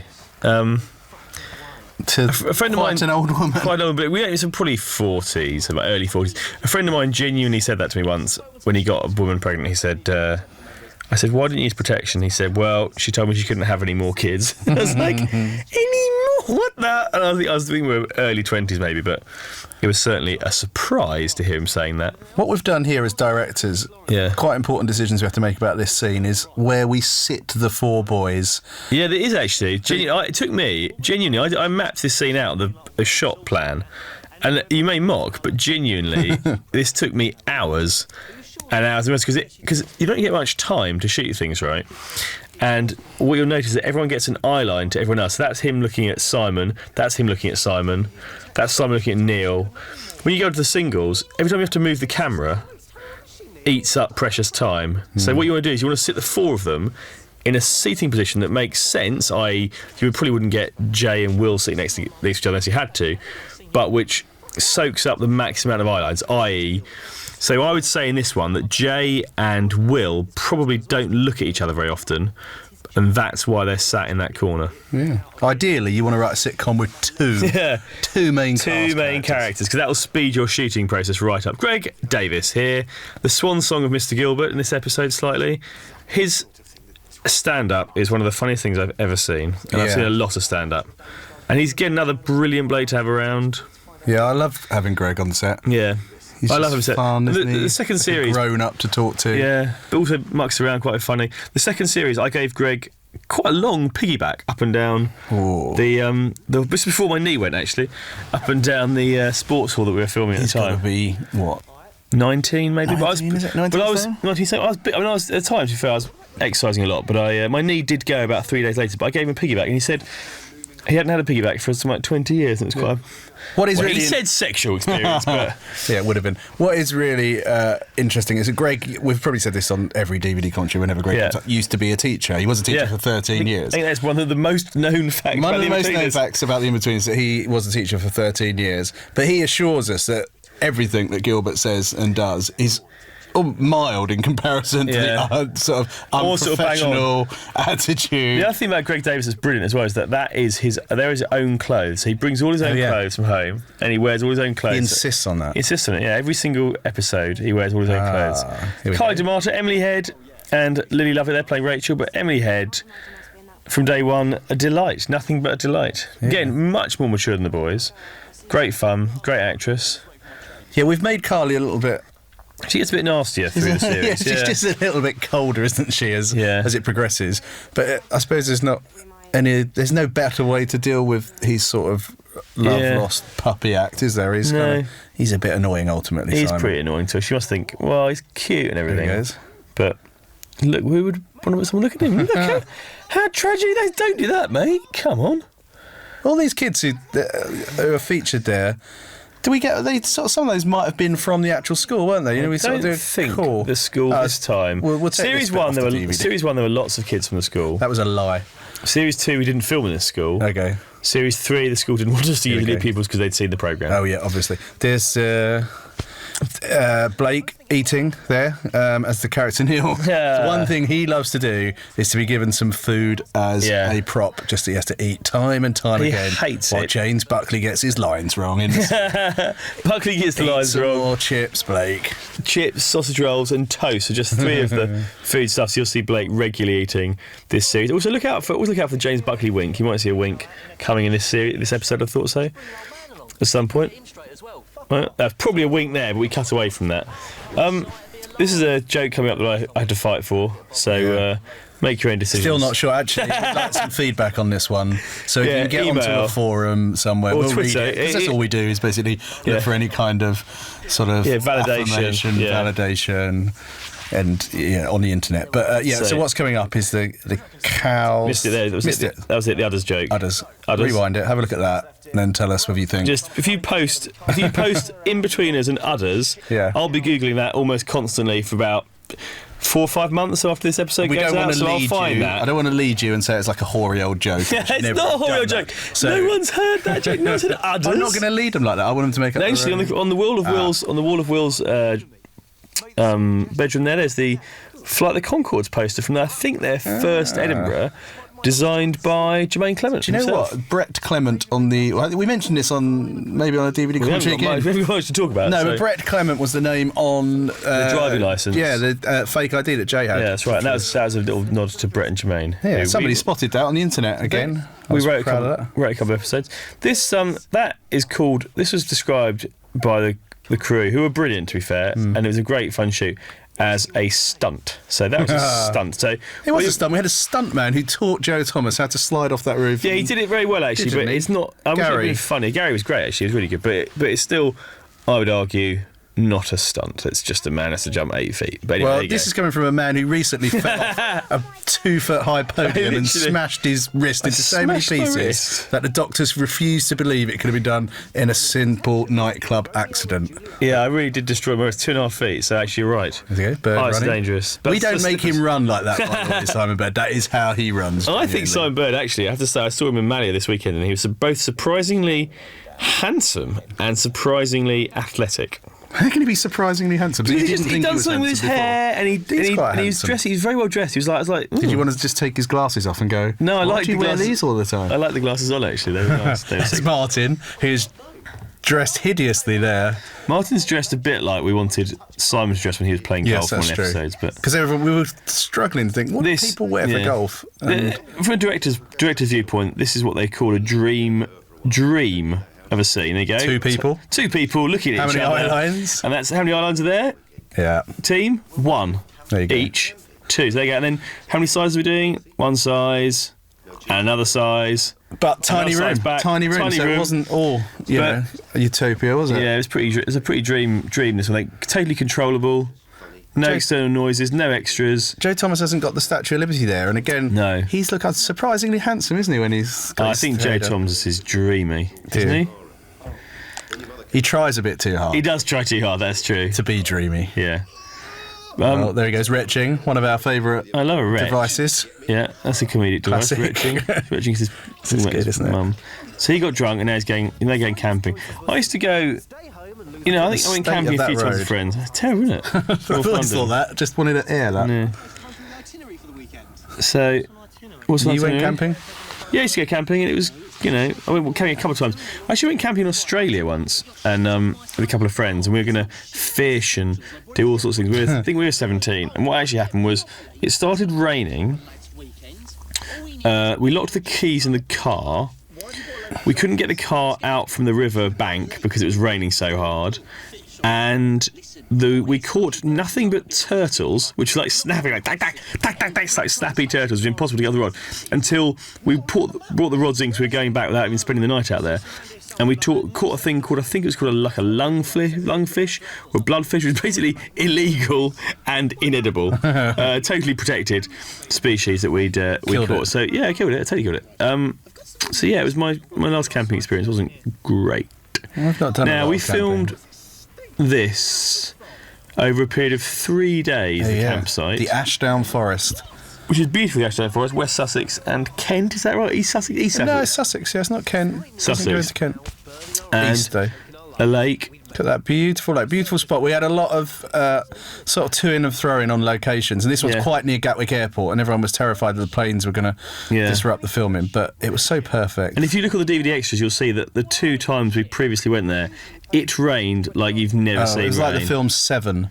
It was just incredible. sheet rain. And we were trying to do this stunt, and this is a proper stunt, and it's a big old planning operation. This whole episode, really, and that was when I learned that people like Ben make directing look easy. Actually, directing is very difficult, and part of that is and at times quite boring. So boring. The meticulous nature of planning out shots again. and stuff was so boring. This scene about trenches and shitting in trenches, slightly inspired by our producer Chris Young, who lives on the Isle of Skye, and his family they go on family holidays to another island because Skye's too populous for them. 8,000 So they go to one island called Mengele when there are no humans, and they stay there for about 8 weeks, and they take a tent and they stay in a bothy, which is like a hut for hikers. There's not any It's not really. It hasn't got a roof, and they camp out, and he was telling me how all the kids have to. He's got 4 children, and they all have to dig their own trench to shit in, and they just get down and do it. Which was, there you go. That scene was our little nod to that. So there was a beautiful area. This and. This is one day we filmed all this stuff in the day stuff, and the other night stuff, because it was middle of May actually. There wasn't enough darkness. So unlike series 2, where all we had was fucking darkness, we didn't have enough darkness. So we started filming. You normally have like an 11-hour day shooting. We had a 9-hour day, I think, which started at 8 when it wasn't dark. Then we could start filming about 9:30 when it was dark, and we had to get everything done without stopping. Yeah. By 5, I think, was when the sun came up. So It was against the clock. It was our first directing gig. It involved a massive stunt. We're in the middle of a forest. The thing you don't think about when you go to the middle of a forest is that not only do you have to light the actors, you have to light everywhere else because you can't see anything. Yeah. So I just missed my favourite bit, which is James Buckley, when we filmed that previous bit where they go off with the camping gear down to the side. I think James was a bit distracted. We've been there a while. And as he walks off to the end of the last scene, he just audibly sings a song as he goes down to where he's going to put the campfire area. Yeah. And you just hear him go, we only had one take of it because we were really pushed for time. Yeah. And he sort of like stopped and went, why are you doing that? He's like, oh, I just forgot. Just wanted to sing a song. So that's kind of stuck with us, the bum, da, da, da, da, bum. Yeah, and it's also, you'll see that you can't see it on camera. Often it'll rain, and the only way you can tell it's raining, because the camera won't pick it up, is you see their hair gets wet, the trousers get wet, the roads get wet. This is for other shows. Or in this case, you can see a few raindrops on the water there in the background. Quite boring, but true. It was boring. Yep. I think we need feedback really on whether these, because they are quite interesting, those little segments, but maybe, you know. Well, I'm suggesting that people want knowledge. If you could get direct feedback, like now, like a radio show, we'd play records actually, it'd be much better. So the fire was good. Fire burnt hard. Text game that genuinely played again by us, wasn't it? Yeah, I've played this game with you. With Chris is. I think I realised that my girlfriend at the time wouldn't find it very funny, and so I bailed out of that game. But yeah, and I think I may even mentioned this on the radio show I used to do with Jimmy once. I mean, they were pretty close to some of the things. Literally, I think I'm in the bath and I'm hard. I think it was literally what he sent to your dad, I think. I don't know, I can't remember. Didn't you send one to Nicole? I sent one to a friend of his, like a girlfriend who that's good, loving her forever. And, that's good. Yeah, it was good. Good, it was funny. So play this game if you can. It's play it. It's genuinely quite a fun game. Why not now? Because we'll run out of time otherwise. Talk about the 4 actors quickly. I think we have the best cast I think it's possible because they're so nice, all of them, and they're so funny and they're hilarious together. And so having just come back from Malio the weekend with them, someone said it's relentless, and it is relentless. And Blake was wearing a hat, which was just adorable. But why wear a hat when the rest of us are around? It's just going to be. So they just took the piss out of him, and then it was Joe's turn. It's normally Joe's turn quite a lot. Then Simon got a bit for his snazzy shorts he was wearing, and then James for so many other reasons I can't go into. But yeah, they're great. Yeah, they are great. They're so talented, and they've made those characters, them really. So I hope they have long and fruitful careers. Yeah, certainly this series, we've certainly written a lot more to their strengths. You'll notice that Simon does he's just slowly morphing into quite a mentally disturbed, sexually aggressive. I don't think he's sexually aggressive. He's kind of sexually aggressive. No, he hits himself. He's not sexually aggressive. It's sort of weird what he does. It's weird. Whatever. It's weird. It's definitely weird. Anyway, that's right. So that's all I'm saying is that might be some of Joe Thomas rolled up in. You work out which bits were previously there in series 1, not the weird sexual one. There's a few weird sexual ones. Look how on fire that basket is. You can't control that. I miss that lake. I really wanted to genuinely take the boys down there and go camping in the night, but I'd imagine it would be the most terrifying thing you could imagine. So dark and so scary. That's how brave we are. I'd have done it. I'm pretty brave. Yeah. But we did sleep in a haunted hotel room, didn't we? That's on the DVD somewhere. You didn't, I did. Yeah, no, I didn't. Actually, it's not the DVD extras. I spent the night in the Ramada Jarvis in Watford. Where the boys were staying. Where the boys were staying. Hotel. It was like room 309, I think, and it was in the sun as a haunted hotel room. And I went there and I said, I'll stay the night. I stayed the night and we started shooting it. And then all the staff were like, what are you doing in there? Are you filming a film? I was like, no, I'm going to stay in a hotel room. And they went, but it's haunted. I went, well, it isn't haunted, is it? And it's not that I don't believe in ghosts, I just don't believe there are any ghosts in the 1970s Ramada Jarvis off the A40 or whatever it is. Anyway. There we go. Just missed another, was it a VO joke about Will just inferring some sort of unpleasantness. Yeah. There's a lot of that going on, references to that. Yeah, I think the thing about, I think it comes up later when Jay says about the shrink. I don't think he's been to a shrink. I think his mother suggested they send him at some point. I think he's not quite as not quite as That's bad. the kind of that is exactly the kind of backstory, kind of attention to detail. We think we're not quite sure about his character. This is it. This is the beginning of the end for the old Yellow Peril. I've driven that car, and I drove it in the Series 2, in the London stuff. On a Friday night, I picked that car up in London. Good shot there, innit? Look at that bit directing there. Yeah, Setting the gag, here it comes. And I picked that car up and I had to drive it through Soho on a Friday night. And people who hadn't seen the In-Betweeners, this is just after Series 1 when we weren't so popular, were genuinely taking the piss out of me and shouting at me in the car. And I was thinking, I'm like Simon from the In-Betweeners, but this is happening for real. Like, It's a shit car. Doesn't even, but it's not, though. It's a fantastic car. Here's some other details about the car. You cannot get those in yellow. We sprayed that yellow because Damon had a yellow car. Again, go back to DVD commentaries on Series 1 for some of these. The Hawaii facts. does not exist. No. Yeah, we did. Anyway, but it's a great car, great little runner. Let's talk about the stunts. So we had we had a proper stunt. He wasn't just a stunt coordinator; he was a specialist in cars, car expert. And he essentially had this thing on a great big spongy rope. On a pulley, yes, on a rope. The rope was coloured out in post-production, but yeah, he had it on a rope. And then we let it go without the rope. Just where they're disappearing now, he was sort of standing up around there, wasn't he? And then we'd roll it. We had Ian quite brilliantly came up with a system here of car positions. This is proper directorial kind of background info, so it could be quite boring. But there were five car positions that we had to otherwise we'll just go, we'll call this bit halfway down the hill, we'll call that. And I was like, no, how are we we're going to call them 1, 2, 3, 4 or 5. Or That's 5. exactly 1, what's going to happen. parked at the top. Yep. 2, where Jay gets out. Where 3, are they now? where it is now. 3, rolling 2, 4. 4, you'll never see. 4's there. It's an off-camera stationary position. Off-camera stationary position, so we can shoot it rolling towards the lake. 5 in the lake. So basically, 1, 2, 3, 4, 5. Where is it now? 5. I hear it. Where was it when they were pushing it? Where was number 1? 3. Number 1 up Back the at top. the top. So everyone so it was drilled into everyone where the positions were. And actually, that was a good idea. And that brick was actually thrown. It's a stunt brick. Yeah. It's made out of some rare metal, very heavy, like uranium, and. Interestingly, the stuntman had to throw that, didn't he? No, Blake threw that because actually Blake got so much shit about not being able to throw toast that he actually threw that one himself, I think. But there were bricks at the edge of the. There are other bricks there. Cody didn't just find a brick. There are other bricks down there, but you can't see them. So it's actually something else interesting is that's not the actual car. It's a duplicate of the actual car. The actual car still exists. That car's weighted down. It doesn't have an engine because you can't just put engines into rivers. The Rivers Authority won't let you. No. If that car, that's on a platform, that car, if we hadn't weighted the car, what it would have done on normal cars, it would have rolled down that hill, gone onto the water, an air pocket would have had it, and it would have floated across to the other side. Which sometimes now I think would have been quite funny. It's if you're driving your car by a lake, I love that look, by the way, that's hilarious. That was again Vivian Morris direction there, so do look like that. If they, if you're not driving by a lake, try it out. So basically, if you let that go, that'll just a bit like Camelot. You might make it to the other side. Is what we. Also, you might think this mist. We added this mist. We did not add the mist. No, the mist is we are just not that thorough. I can assure you.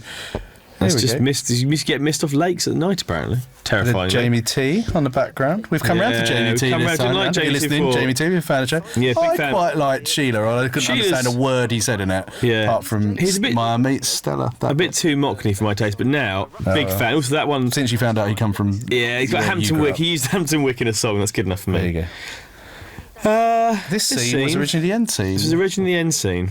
And and you might think we made a mistake putting it here, but the thing was, after the next scene, they weren't covered in sick, and Will was really upbeat. And it's more to do, I think, with the. I mean, that was one of the reasons, but I think just the flow of it. I felt like, you kind of had a peak with the car going in and going straight into the tent and having another peak. You needed a moment to come down again. Yeah. And so we messed around with the order. And the Carly moment was interesting because a couple of people saw it. Neris, our lovely commissioning editor, and Marsha Shan did us music, both looked at it, and we were sort of like, it's a Carly thing a bit cheesy, and actually they both really liked it, so this one's for you guys. We'd cut it out, obviously, because we and then we funny. Put it back in, because someone said, well, it's kind of But this is, again, Ben Wheeler and Sean Moans, Ben Wheeler DOP and Sean Moan the gaffer, have lit this beautifully. I mean, I'd love to say this is our directorial style is beautifully lit fires and lakes and stuff like that, but actually that's Sean and Sean and Ben Wheeler doing a great job there. I tell you for what, us. this series we had such fun with everyone. Not that we don't normally, but I'd say it's our most successful series because we actually got invited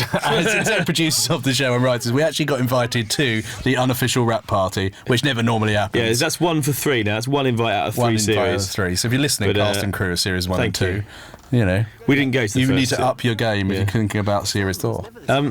So it's nice. Now, actually, so you see, it would have been the end. They're about to walk off up there. Yeah.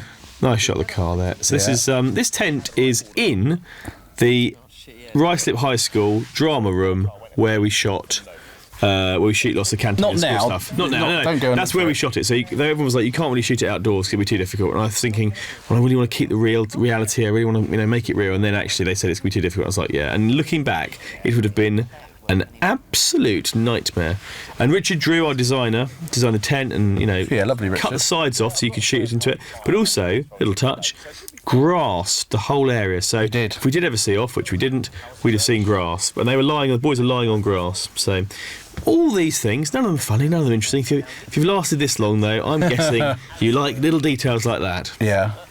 So now this is, I'm sure we've talked about sick rigs, what they are in previous DVD commentaries. They're the bane of our life, really. Getting vomit to come out of people's mouths looks projectile and sort of slightly realistic. And so what we decided to do in our directorial debut, as well as rolling a car in the lake, was to get 3 characters vomiting in a very tiny space. It's very difficult to film in. So we think we said we were going to direct this episode because it was the last one, and we thought, well, that'd be a nice thing to do. Makes sense, we wanted to have a play with the toys, really. But it is so complicated, and so we couldn't have done it without Ben, really, and Ben. No, all of else. the Chris all Young, of the crew, our producer, and all the crew. So obviously, thank you to Patrick off first, and all the guys. So thank you very much for your But this help, will be the one everyone. we enter for the awards. Yeah, but this is definitely sorry about that, 100%. Yeah, sorry about that, Ben. Bad news, Ben Palmer. You've been stitched up. Ha ha! Oh, there you go. Number 1. Also, what's funny about this is that you might see on the extras is it genuinely was incredibly unpleasant in there, and they all started feeling sick, and Buckley was sick, and Blake was complaining. I mean, to be fair, Buckley's been sick just when he's had to put like ice cream in his mouth. Yeah, no, he's not very good at putting things in his mouth. He's not good. There's a puke, all moving. Didn't get long enough to shoot this really, but hopefully it comes across camera moving quite. One of the scenes. You get bored of watching it time and time again when you're editing it, but I must say this one always raises a smile. And there we are. This is the end. So walking towards the light. Yeah, iconic, isn't it? The car's in the lake. They're walking off into the light forever. Maybe are we going to see him again? Are they? What's going to happen? What's Who gonna knows? happen? Who knows? Watch out! They're walking towards the film when Simon's mysteriously back from Swansea. Yeah, everything's reset and they're off on a lads' holiday. But will we see them again? And will we see the car? Do you know again? what? I haven't really decided yet. So no, nor have I. Maybe we could let the DVD commentary listeners know because they've got. They've come this far, they've made it all the way through, so maybe we'll give them a little hint. I'll tell you what I was thinking of doing is we flip a coin, heads we do series 4. Go on then. And then, you got one. Ready? Tails is, forget it. Heads is happening. Doing drama. Okay, what have you got? Let's hang on then. You've dropped it. Hang on. Right. Oh dear, that's going to be bad. Oh, bad for us. Bye. Thanks for listening. Bye, thank you.